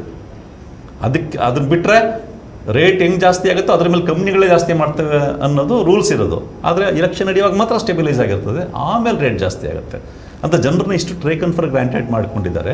ಅದನ್ನು ಜನಕ್ಕೆ ಈಗ ಎಷ್ಟು ಕಷ್ಟ ಆಗ್ಬೋದು ಅಂತ ಜನ ಅರ್ಥ ಮಾಡ್ಕೋಬೇಕು. ಈ ಅಪಾಯವನ್ನು ಅರ್ಥ ಮಾಡಿಕೊಂಡು SIR ವಿರುದ್ಧ ಮತ್ತು BJPಯ ಈ ಒಂದು ಪ್ರಜಾಪ್ರಭುತ್ವ ವಿರೋಧಿ ಇದರದ ವಿರುದ್ಧ ಜನಗಳೇ ಎಚ್ಚೆತ್ತುಕೊಳ್ಳಲಿಲ್ಲ ಅಂತಂದರೆ ಉಳಿಗಾಲ ಇಲ್ಲ. ತುಂಬ ಇಂಪಾರ್ಟೆಂಟ್ ಮಾತು ಹೇಳಿದ್ರೆ ಬಸವರಾಜ್. ಬಟ್ ಕರ್ನಾಟಕದಲ್ಲಿ ಈಗಾಗಲೇ 2 ಉಪಚುನಾವಣೆಯಲ್ಲಿ ಕಾಂಗ್ರೆಸ್ ಜಯಬೇರಿ ಬಾರಿಸಿದೆ. ತನ್ನನ್ನು ಮೈ ಮರೀಲಿಕ್ಕೆ ಎಷ್ಟು ಬೇಕೋ ಅದಕ್ಕೆ ಇನ್ನೊಂದಿಷ್ಟು ಪುಷ್ಟಿ ಸಿಗುವಂಥ ರಿಸಲ್ಟ್ ಬಂದಿದೆ. 2 ಕ್ಷೇತ್ರಗಳೆಲ್ಲ ಅದು ಗೆಲುವು ಸಾಧಿಸಿದೆ. ಆದರೆ ಇಲ್ಲಿ ಒಂದು ಪ್ರಶ್ನೆ ಬರುತ್ತೆ, ಈ ಜನ ಏನು ಮಾಡಬೇಕು ಅಂತಂದರೆ ಸಿವಿಲ್ ಸೊಸೈಟಿ ಏನು ಮಾಡಬೇಕು, ಜನಮಾಧ್ಯಮ ಏನು ಮಾಡಬೇಕು ಅನ್ನೋದು. CA NRC ಬಂದಾಗ ಆ ಏನು ರೂಪ ಕೊಡುತ್ತಲ್ಲ ಹೋರಾಟ, ಆ ರೀತಿ ಹೋರಾಟ ಇದಕ್ಕೆ ರೂಪ ಕೊಡ್ಲಿಕ್ಕೆ ಆಗ್ತಾಯಿಲ್ಲ. ಅದಕ್ಕೆ ಡೇಂಜರಸ್ ಇದು. ಯಾಕಂದರೆ CA NRC ಇನ್ನೂ ಕಾನೂನು ರೂಪದಲ್ಲಿ ಬರಬೇಕಾಗಿತ್ತು, ಆವಾಗಲೇ ಹೋರಾಟ ಶುರುವಾಯಿತು. ಇದು ಆಗಲೇ ತಂದು ಇಂಪ್ಲಿಮೆಂಟ್ ಮಾಡಿಬಿಟ್ಟಿದ್ದಾರೆ ಬಿಹಾರಲ್ಲಿ. ಈಗಾಗಲೇ ವೆಸ್ಟ್ ಬೆಂಗಾಲದಲ್ಲಿ ಯಶಸ್ವಿಯಾಗಿ ಮಾಡೋ ಮೂಲಕ ಚುನಾವಣೆಯನ್ನು ಗೆದ್ಕೊಂಡಿದ್ದಾರೆ ಅವರು. ಇದು ಪೌರತ್ವದ ಪ್ರಶ್ನೆ ಬಂದಿದೆ. ಯಾಕಂದರೆ ಪೌರತ್ವದ ಸಲುವಾಗಿ ನಾವು ಮಾಡ್ತಿದ್ದೇವೆ. ಸುಪ್ರೀಂ ಕೋರ್ಟಲ್ಲಿ ಅವ್ರಿಗೆ ಆಗಲೇ ಅಫಿಡವಿಟ್ ಹಾಕಿಬಿಟ್ಟಿದ್ದಾರೆ ಚುನಾವಣಾ ಕಮಿಷನ್. ಇಷ್ಟಿದ್ದಾಗೂ ಸಹಿತ CA NRCಗೆ ಸ್ಪಂದಿಸಿದ ರೀತಿಯಲ್ಲಿ ಜನ ಯಾಕೆ ಸ್ಪಂದಿಸ್ತಾ ಇಲ್ಲ? ಅದನ್ನು ಜನಕ್ಕೆ ತಲುಪಿಸುವಲ್ಲಿ ಜನಮಾಧ್ಯಮಗಳು ಅಥವಾ ಸಿವಿಲ್ ಸೊಸೈಟಿ ಫೇಲ್ ಆಗಿದೆಯಾ? ಅವ್ರು ಏನು ಮಾಡಬೇಕೀಗ? ಯಾಕಂದ್ರೆ ಬಂಗಾಲ ಆದಮೇಲೆ ನೆಕ್ಸ್ಟ್ ನಮ್ಮದೇ ಕರ್ನಾಟಕನೇ. ಅದಕ್ಕೆ ನಾವು ಹೇಗೆ ರೆಡಿ ಆಗಬೇಕು ಸಿವಿಲ್ ಸೊಸೈಟಿ ಮತ್ತು ಜನಮಾಧ್ಯಮ? ಆ್ಯಕ್ಚುಲಿ ಈ ಸಿವಿಲ್ ಸೊಸೈಟಿ ಅನ್ನುವ ಡೆಫಿನಿಷನ್ ಒಂದು ಸ್ವಲ್ಪ ಸಮಸ್ಯಾತ್ಮಕವಾಗಿದೆ. ಜನರಲಿ ಈಗ CSOs ಅಂತಾರೆ, ಸಿವಿಲ್ ಸೊಸೈಟಿ ಆರ್ಗನೈಸೇಷನ್ಸ್, ಆಮೇಲೆ CBOs, ಕಮ್ಯುನಿಟಿ ಬೇಸ್ಡ್ ಆರ್ಗನೈಸೇಷನ್ಸ್. ಇವೆರಡೂ ಯಾವುದನ್ನು ಅಂದರೆ ರಾಜಕೀಯ ಪಕ್ಷಗಳನ್ನು ಹೊರತುಪಡಿಸಿ ಇವೆಲ್ಲವೂ ಕೂಡ ಇರುವಂಥ ಸಂಘಟನೆಗಳು ಅಂತ ನೋಡಲಾಗುತ್ತೆ. ಆದರೆ ಈ ದೇಶದಲ್ಲಿ ಕಮ್ಯುನಿಟಿ ಬೇಸ್ಡ್ ಆರ್ಗನೈಸೇಷನ್ಸ್ ಅಂತ ಯಾವುದನ್ನು ಕರಿತೀವಿ, ಅವ್ರಿಗೊಂದು ವಿಶೇಷವಾದಂಥ ಪಾತ್ರ ಇದೆ ಅನ್ಸುತ್ತೆ. ಯಾಕಂದರೆ ನೀವು CAA ವಿಚಾರ ಏನು ಹೇಳಿದ್ರಿ, ಅದು basically Muslim community led struggle ಆಗಿರ್ತದು. ಮತ್ತು ಇವೆಲ್ಲದರ ನಡುವಿನ ಗೆರೆಗಳನ್ನು ನಾವೇನು ಹಾಕ್ಕೊಳ್ತಾ ಬಂದಿದ್ದೀವಿ, ಅದರೊಳಗಡೆ ಕೂಡ ಒಂದು ಸಮಸ್ಯೆ ಇದೆ. ಉದಾಹರಣೆಗೆ ಕೇರಳದಲ್ಲಿ there is no civil society organisation, ಅಂದರೆ ಭಾಳ ಪವರ್ಫುಲ್ ಆಗಿದೆ. ಯಾಕಿರಲ್ಲ ಅಂತಂದರೆ ಆಡಳಿತದಲ್ಲೇ ಒಂದು ಎಡಪಕ್ಷ ಇದ್ದಾಗ ಅದು ಬಹುತೇಕ ಅದನ್ನು ತನ್ನೊಳಗಡೆ ಆವರಿಸ್ಕೊಂಡ್ಬಿಡುತ್ತೆ. ಆ ಎಲ್ಲ ಅಂದರೆ ನೀವು ಸಿವಿಲ್ ಸೊಸೈಟಿ ಆರ್ಗನೈಸೇಷನ್ಸ್ ಕರಿಬೋದಾಗಿರೋವೆಲ್ಲ CPM CPI ಅಫಿಲಿಯೇಟೆಡ್ ಆರ್ಗನೈಸೇಷನ್ಸೇ ಇರ್ತವೆ. ಹಾಗಾಗಿ ಈ ರೀತಿಯಾದಂಥ 20th ಸೆಂಚುರಿ ಫಾರ್ಮುಲೇಷನ್ಸ್ ಅಂತ ನಾನು ಇದನ್ನು ಕರಿತೀನಿ. 20ನೇ ಶತಮಾನದ ಕೆಲವು ಅದನ್ನು ರೂಪಗಳು, ಅದನ್ನು ದಾಟಿ 21ನೇ ಶತಮಾನದಲ್ಲಿ ಕೆಲವು ಬೇರೆ ರೀತಿಯಾದಂಥ ಫಾರ್ಮುಲೇಷನ್ಸ್ಗೆ ಹೊರಡುವಂಥ ಅಗತ್ಯ ಇದೆ. ಅದನ್ನು ಹೊಸ ಕಾಲದ ರಾಜಕೀಯ ಮತ್ತು ಸಾಮಾಜಿಕ ಮೈತ್ರಿಗಳಿಗೆ ನಾವು ಮುಂದಾಗಬೇಕಾಗಿದೆ. ಅಂಥ ಮೈತ್ರಿ ತುಂಬ ಸರಿ ಕಮ್ಯುನಿಟೀಸ್ ಜೊತೆಗೂ ಕೂಡ ಆಗ್ತವೆ. ಅವು ಯಾವ ರೀತಿಯ ಕಮ್ಯುನಿಟಿನೂ ಬೇಕಾದ್ರೆ ಇರ್ಬೋದು. ಅಂದರೆ ಪಂಜಾಬ್ನಲ್ಲಿ ಇದ್ದಂಥ ರೈತರು ಅನ್ನುವಂಥ ಐಡೆಂಟಿಟಿ ಒಳಗಡೆ ಇದ್ದಂಥ ಕಮ್ಯುನಿಟಿ, ಬಟ್ ಅವ್ರು ಬೇಸಿಕಲಿ ಲ್ಯಾಂಡ್ ಓನರ್ಸ್ ಆಗಿದ್ದಂಥವ್ರು. ಅವ್ರಿಗೆ ತಮ್ಗೆ ಇಲ್ಲಿ ತನಕ ಸಿಗ್ತಾ ಇದ್ದದ್ದು ಏನೋ ಕಳೆದುಕೊಳ್ತಾ ಇದ್ದೀವಿ. MSP ಇತ್ಯಾದಿಗಳು APMCನಲ್ಲಿ ನಮಗೇನು ಖಾತ್ರಿ ಇತ್ತು ಅದು ಇನ್ನು ಮುಂದೆ ಸಿಗೋದಿಲ್ಲ ಅಂತ ಅನ್ನಿಸಿದಾಗ ಆ ಕಮ್ಯುನಿಟಿ ಆಗಿ ಅದು ಬಂತು. ಅದರಲ್ಲಿ ಜಾಟ್ರ ಅಂತ ಕರಿಬೋದು, ನೀವು ಸಿಖ್ಖರ್ ಅಂತ ಕರಿಬೋದು, ಅವರು ಕೂಡ ಇತ್ತು. ಇದ್ದದ್ದನ್ನು ಒಂದು ಕಳೆದುಕೊಳ್ಳುವ ಭಯ, ಇದ್ದಕ್ಕಿದ್ದಂಗೆ ನಮ್ಮಿಂದ ಪಟ್ಟಂತ ಕಿತ್ಕೊಂಡ್ಬಿಡ್ತಾರೆ ಅಂತ ಅನ್ನಿಸುವ ಭಯ ತುಂಬ ಸರಿ ಜನರನ್ನು ಒಂದು ಐಡೆಂಟಿಟಿ ಕೆಳಗಡೆ ಒಗ್ಗೂಡಿಸುತ್ತೆ. ಅದೇನೇ CAA ವಿಚಾರದಲ್ಲೂ ಕೂಡ ಆಗಿತ್ತು. ನಮ್ಗೆ ಇಲ್ಲಿ ತನಕ ಇತ್ತು, ನಮಗೆ ಒಂದು ಪೌರತ್ವ ಇತ್ತು, ಆ ಪೌರತ್ವವನ್ನು ನಮ್ಮನ್ನು ಗುರಿ ಮಾಡಿ ಕಿತ್ಕೊಳ್ತಾರೆ. ಯಾಕಂದರೆ ಈ NRCಗೆ ಮುಂಚೆ ಒಂದು CAA ಸಿಟಿಸನ್ಶಿಪ್ ಅಮೆಂಡ್ಮೆಂಟ್ ಆ್ಯಕ್ಟ್ನಲ್ಲಿ ನಮ್ಮ ಭಾರತದ ಸುತ್ತಲಿರ್ತಕ್ಕಂಥ ದೇಶಗಳಲ್ಲಿ ಇರ್ತಕ್ಕಂಥ ಮುಸ್ಲಿಮೇತರ ಧರ್ಮಗಳವ್ರಿಗೆ ಮಾತ್ರ ಇಲ್ಲಿ ಪೌರತ್ವವನ್ನು ಖಾತ್ರಿ ಮಾಡ್ಬೋದು ವಲಸೆ ಬಂದರೆ ಅಂತ ಅನ್ನೋದು ನಾಳೆ ನಮ್ಮನ್ನು ಗುರಿ ಮಾಡಿಸೋದಕ್ಕೆ NRC ಮುಖಾಂತರ ಮಾಡ್ತಾರೆ ಅಂತಿತ್ತು. ಸೊ ಕಮ್ಯುನಿಟಿ ಅನ್ನೋದು ಇವತ್ತು ಫಾರ್ಮ್ ಆಗ್ತಿರೋದು, ರೆಸಿಸ್ಟಿಂಗ್ ಕಮ್ಯುನಿಟೀಸ್, ಪ್ರತಿರೋಧ ತೋರಿಸುವ ಸಮುದಾಯಗಳು ಅನ್ನೋದು ಫಾರ್ಮ್ ಆಗೋದು ಯಾವಾಗ ಅಂದರೆ ಆ ಇಡೀ ಸಮುದಾಯಕ್ಕೆ ನಮಗೆ ಇದುವರೆ ತನಕ ಇದ್ದ ಯಾವುದನ್ನೋ ಒಂದನ್ನು ನಮ್ಮನ್ನು ಗುರಿ ಮಾಡಿ ಕಿತ್ಕೊಳ್ಳಾಗ್ತಿದೆ ಅನ್ನುವಂಥ ಫೀಲಿಂಗು ಬಂದಾಗ ಈಗ ಈ ಏನು ಈ SIR ವಿಚಾರದಲ್ಲಿ ನಂಗೆ ಯಾಕೆ ಅನಿಸ್ತಾ ಇಲ್ಲ ಜನರಿಗೆ ಅಂತಂದರೆ, ಅದು ನಮ್ಮ ಮನೆಯಲ್ಲೇ ಇಬ್ಬರಿಗೆ ಸಿಗ್ಬೋದು, ಇನ್ನಿಬ್ಬರಿಗೆ ಸಿಗದೆ ಹೋಗ್ಬೋದು. ಅವಾಗ ಈ ಕಮ್ಯುನಿಟಿ ಯಾವುದದು, ಒಂದು ಇಮ್ಯಾಜಿನ್ಡ್ ಕಮ್ಯುನಿಟಿ ಸುಮಾರು ಸರಿ ಅದು. ಆ ಇಮ್ಯಾಜಿನೇಷನ್ನಲ್ಲಿ ನಾವೆಲ್ಲ ಸೇರಿ ನಾವು ಇದರಿಂದ ಹಿಂಗೆ ಕಳೆದುಕೊಳ್ಳಲ್ಪಡ್ತೀವಿ ಅಂತ ಒಂದು ಬ್ರಾಡರ್ ಊಹೆ ಏನಾದರೂ ಬರಬೇಕು. ಇದು 2024 ಚುನಾವಣೆಯಲ್ಲಿ ಒಂದು ಮಟ್ಟಕ್ಕೆ ದೇಶದ ದಲಿತ ಸಮುದಾಯಕ್ಕೆ ಬಂತದು. ಏನು ಬಂತು, ಕಾನ್ಸ್ಟಿಟ್ಯೂಷನ್ ಅನ್ನೋದೊಂದೇನಿದೆ ಅದು ನಮಗೆ, ಅಂದರೆ ಅಲ್ಲಿ ದಲಿತ ಸಮುದಾಯಕ್ಕೆ ಅಥವಾ ST ಸಮುದಾಯಕ್ಕೆ ನಾವು ಇಲ್ಲಿ ತನಕ ಪಡ್ಕೊಂಡಿದ್ದು ಏನನ್ನೋ ಕಿತ್ಕೊಂಡ್ಬಿಡ್ತಾರೆ, 400ಕ್ಕೆ ಪಾರ್ ಬಂದರೆ ಕಾನ್ಸ್ಟಿಟ್ಯೂಷನ್ ಬದಲಾಯಿಸ್ಬಿಡ್ತಾರೆ ಅಂತ ಬಂದಾಗ ಅದು ಒಂದು ರೀತಿಯಾದಂಥ ಸಮುದಾಯದ ಭಾವನೆಯನ್ನು ಮೂಡಿಸ್ತು. ನಿಮಗೆ ಮುಸ್ಲಿಂ ಕಮ್ಯುನಿಟಿಲಾದರೂ ನಿಮ್ಗೆ ಆಲ್ ಇಂಡಿಯಾ ಲೆವೆಲ್ ಆರ್ಗನೈಸೇಷನ್ಸ್ ಇದೆ, ದಲಿತ ಕಮ್ಯುನಿಟಿಗೆ ಆಲ್ ಇಂಡಿಯಾ ಲೆವೆಲ್ ಆರ್ಗನೈಸೇಷನ್ಸ್ ಇಲ್ಲ. ಇದ್ದಂಥ ಏಕೈಕ ಪ್ಲಾಟ್ಫಾರ್ಮು BSPಗೂ ಆ ಥರದ ಸ್ಟ್ರೆಂತ್ ಇವಾಗಿಲ್ಲ. ಬಟ್ ಸ್ಟಿಲ್ ಅದೊಂದು ಕಮ್ಯುನಿಟಿ ಫಾರ್ಮ್ ಆಯಿತು. ಅದು ಬಾಬಾ ಸಾಹೇಬರ ಜೊತೆಗೆ ಲಿಂಕ್ ಆಗಿದ್ದು. ಸಂವಿಧಾನ ಅಂತಂದರೆ ನಮ್ಗೆ ಸಿಕ್ಕಂಥ ರೈಟ್ಸ್ ಅಂತ. ಈ ರೀತಿಯಾದಂಥ ಬ್ರಾಡರ್ ಕಮ್ಯುನಿಟಿಯನ್ನು ನೀವು ಯಾವ ಆಧಾರದ ಮೇಲೆ ಅಂಥದ್ದೊಂದು ಗೆರೆಯನ್ನು ಎಳೆಯೋಕ್ಕೆ ಸಾಧ್ಯ, ಆ ಕಲ್ಪನೆಯನ್ನು ನೀವು ಹೆಂಗೆ ಆ ಎಲ್ಲ ಬಾಧಿತ ಸಮುದಾಯಗಳಿಗೆ ಕೊಡ್ಲಿಕ್ಕೆ ಸಾಧ್ಯ, ಅದನ್ನು ಮಾಡದೇ ಇದ್ದರೆ ಈ ಡೆಮಾಕ್ರಸಿಯ ಹೋರಾಟ ಅನ್ನೋದು ಒಂದು ಇಂಟೆಲೆಕ್ಚುವಲ್ ಎಕ್ಸಸೈಸ್ ಆಗಿ ಮುಗಿದೋಗ್ಬಿಡೋಕ್ಕೆ ಸಾಧ್ಯತೆ ಇದೆ. ಸೊ ನಾವೆಲ್ಲ ಯಾವುದೋ ಒಂದನ್ನು ಪಡ್ಕೊಂಡಿದ್ದೀವಿ, ಅದನ್ನು ನಾವಿವತ್ತು ಒಟ್ಟಾಗಿ ಕಳ್ಕೊಳ್ತೀವಿ ಅನ್ನೋ ಫೀಲಿಂಗ್ನ ನೀವು ಅಕ್ರಾಸ್ ಕಾಸ್ಟು, ರಿಲಿಜನ್ನು, ಕ್ಲಾಸು ಇತ್ಯಾದಿಗಳಲ್ಲಿ ಕಟ್ಟೋದಕ್ಕೆ ಸಾಧ್ಯ ಆಗೋದಾದರೆ, ಬಹುಶಃ ಅದನ್ನು ಅಕ್ರಾಸ್ ಸ್ಟೇಟ್ಸ್ ಕಟ್ಟೋಕ್ಕೂ ಕೂಡ ಸಾಧ್ಯ ಆದರೆ ಆಗ್ಬೋದು. ಅದನ್ನು ನಾವು ಕರ್ನಾಟಕದಿಂದ ಶುರು ಮಾಡೋವಂಥ ಒಂದು ಏನು ಸಾಧ್ಯತೆಯನ್ನು ನಾವು ಪರಿಶೀಲಿಸಿ ಕರ್ನಾಟಕದಲ್ಲಿ ನಾವು ಅದನ್ನು ಹೆಂಗೆ ಮಾಡ್ತೀವಿ. ಸೊ ಇದಕ್ಕೆ ನಾವು ಸರಿಯಾದಂಥ ಒಂದು ದಾರಿಯನ್ನು ಕಂಡುಕೊಳ್ಬೇಕು, ಏನು ಐಡೆಂಟಿಟಿ ಅದು ಇತ್ಯಾದಿ. ಆಗ ಮಾತ್ರ ನಾವು ಅದನ್ನು ಮಾಡೋಕ್ಕಾಗುತ್ತೆ. ಇಲ್ಲದೇ ಇದ್ದರೆ CAAನಲ್ಲಿ ಆ ರೀತಿಯಲ್ಲಿ ಬೀದಿಗೆ ಬಂದಂಥ ಮುಸ್ಲಿಂ ಸಮುದಾಯ ಯಾಕೆ SIR ವಿಚಾರದಲ್ಲಿ ಬಿಹಾರದಲ್ಲೂ ಬರಲಿಲ್ಲ, ಪಶ್ಚಿಮ ಬಂಗಾಳದಲ್ಲೂ ಬರಲಿಲ್ಲ ಅನ್ನೋದಕ್ಕೆ ನಮ್ಗೆ ಉತ್ತರ ಸಿಗುತ್ತೆ ಅವಾಗ. ಸೊ ಈ ಥರದ ನಾವು ಒಂದು ಬ್ರೈನ್ ಸ್ಟಾರ್ಮಿಂಗನ್ನು ಮಾಡೋ ಅಗತ್ಯ ಇದೆ. ಇದನ್ನು ತುಂಬ ಕಾಲದ ಬರೀ ಚರ್ಚೆಯಲ್ಲಿ ಮುಗಿಸ್ಬಿಡೋಕ್ಕಾಗೋದಿಲ್ಲ. ಇಲ್ಲಿ ಚರ್ಚೆ ಮತ್ತು ಆ್ಯಕ್ಷನ್ ಒಟ್ಟೊಟ್ಟಿಗೆ ನಡೀಬೇಕಾಗಿರುವಂಥ ತುರ್ತಿನಲ್ಲಿ ನಾವಿದ್ದೀವಿ. ಬಟ್ ಅಫ್ಕೋರ್ಸ್ ಪಶ್ಚಿಮ ಬಂಗಾಳದಲ್ಲಿ ಆ ಥರ ಫೈಟ್ ಮಾಡ್ತಾ ಇದ್ದಂಥ TMC ಏನು ಇತ್ತು, ಆ TMC ಜೊತೆಗಿನ ಫೈಟ್ನಲ್ಲೇ ನಾವೀಗ ಜೊತೆ ನಿಂತು ಇದನ್ನು ಕರ್ನಾಟಕದಲ್ಲೂ ಕೂಡ ನಡೆಸುವಂಥ ಅಗತ್ಯ ಇದೆ ಅಂತ ನನಗನ್ನಿಸ್ತು. ಆ ರೀತಿ ಪಡೆದುಕೊಂಡದನ್ನು ಕಳೆದುಕೊಳ್ಳೋ ಭಯ ಇದೆ ಅನ್ನೋ ನರೇಟಿವ್ನ ಕಟ್ಟಬೇಕಾದಾಗ ಈ ಯಾವ ಕ್ರಮ ಕೈಗೊಳ್ಬೇಕಂತ ಏನಾದರೂ ವಿಚಾರಗಳಿದಾವ, ಏನಾದರೂ ಕೆಲಸಗಳು ನಡೆದಿದ್ದಾವ ಈ ನಿಟ್ಟಿನಲ್ಲಿ? ಇಲ್ಲ, ಇದರಲ್ಲಿ ಕಾನ್ಸ್ಟಿಟ್ಯೂಷನ್ ಸಮಯ ಉಳಿದಿಲ್ಲ.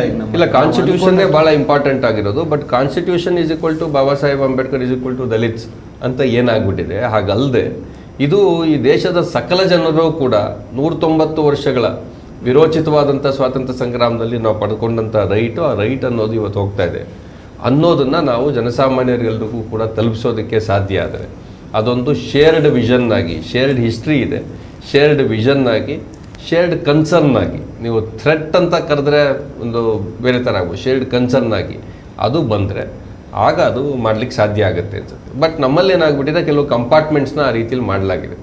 ಕಾನ್ಸ್ಟಿಟ್ಯೂಷನನ್ನು ಬಾಬಾ ಸಾಹೇಬರು ಮತ್ತು ದಲಿತ ಕಮ್ಯುನಿಟಿ ಜೊತೆಗೆ ಮಾತ್ರ ಲಿಂಕ್ ಮಾಡಿ ನೋಡುವಂಥದ್ದು, ಈ ರೀತಿಯದ್ದೇನಿದೆ ಅದನ್ನು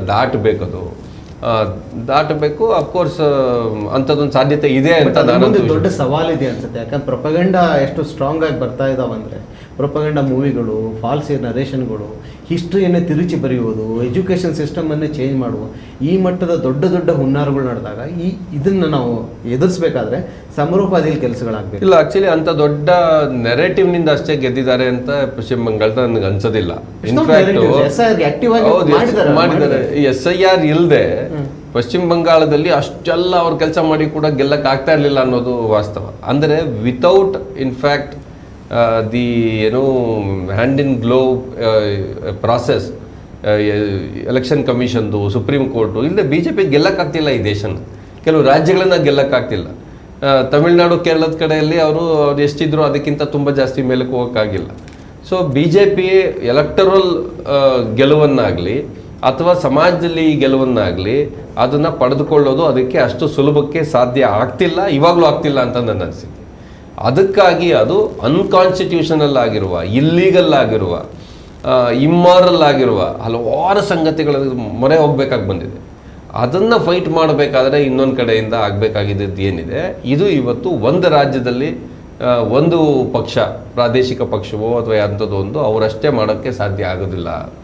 ಇದಕ್ಕೆ ಒಂದು ಈ ಬೌಂಡ್ರಿಗಳನ್ನು ಕ್ರಾಸ್ ಮಾಡಿದಂಥ ಅಲಯನ್ಸು, ಹೊಸ ಸಾಮಾಜಿಕ ಮತ್ತು ರಾಜಕೀಯ ಮೈತ್ರಿಗಳು ಏರ್ಪಡುವಂಥ ಕಾಲ ಬಂದಿದೆ. ಅದನ್ನು ಮಾಡಬೇಕು ಅಂತ. ಕೊನೆಯದಾಗಿ ಸರ್, ಕಾರ್ಯಕ್ರಮದಲ್ಲಿ ನನಗನ್ಸೋದು ಬಹುತ್ವದಿಂದ ಕೂಡಿರೋ ದೇಶ ಇದು ನಮ್ಮದು. ಹ್ಯಾಂಡ್ ಇನ್ ಗ್ಲೋವ್ ಇದ್ದು ಮಾಡ್ತಾಯಿದ್ರು ಅವ್ರು ಮೈನಾರಿಟಿ ಗೌರ್ಮೆಂಟ್. ಮೆಜಾರಿಟಿ ಜನ ಅದನ್ನು ಸ್ವೀಕರಿಸಲ್ಲ. ಇವತ್ತಿಗೂ ಮೆಜಾರಿಟಿ ಜನ ದೇಶದ ಸಂವಿಧಾನದ ಜೊತೆಗೇ ಇದ್ದಾರೆ, ಬಹುತ್ವ ಜೊತೆಗೇ ಇದ್ದಾರೆ ಅನ್ನೋ ನಂಬಿಕೆ ನಂದು. ಅದೇ ನಂಬಿಕೆ ಹಲವಾರು ಬಾರಿ ಪ್ರೂವ್ ಮಾಡಿದೆ. ಈ ಚುನಾವಣೆಯಲ್ಲಿ ಅವ್ರು ಗೆದ್ದಿರ್ಬೋದು. ವೆಸ್ಟ್ ಬೆಂಗಾಲ್ದಲ್ಲಿ ಕೆಂಪು ಅಳಿಸಿ ಹಸಿರು ಬಂದರು, ಹಸಿರು ತಾಟಿಗೆ ಅವರು ಕೇಸರಿ ಬಾವುಟ ಹಾರಿಸಿರ್ಬೋದು. ಬಟ್ ಇದು ಅಂತಿಮ ಅಲ್ಲ ಅನ್ಸುತ್ತೆ. ಇದನ್ನು ಮತ್ತೆ ನಾವು ತಿರುಗಿಸುವ ಶಕ್ತಿ ಈ ದೇಶಕ್ಕಿದೆ ಅನ್ನೋ ವಿಶ್ವಾಸ ನನಗಿದೆ. ಈ ನಿಟ್ಟಿನಲ್ಲಿ ಕೊನೆಯದಾಗಿ ಶಾರ್ಟ್ ಆಗಿ ನೀವೇನು ಹೇಳಿದ್ದೀರ?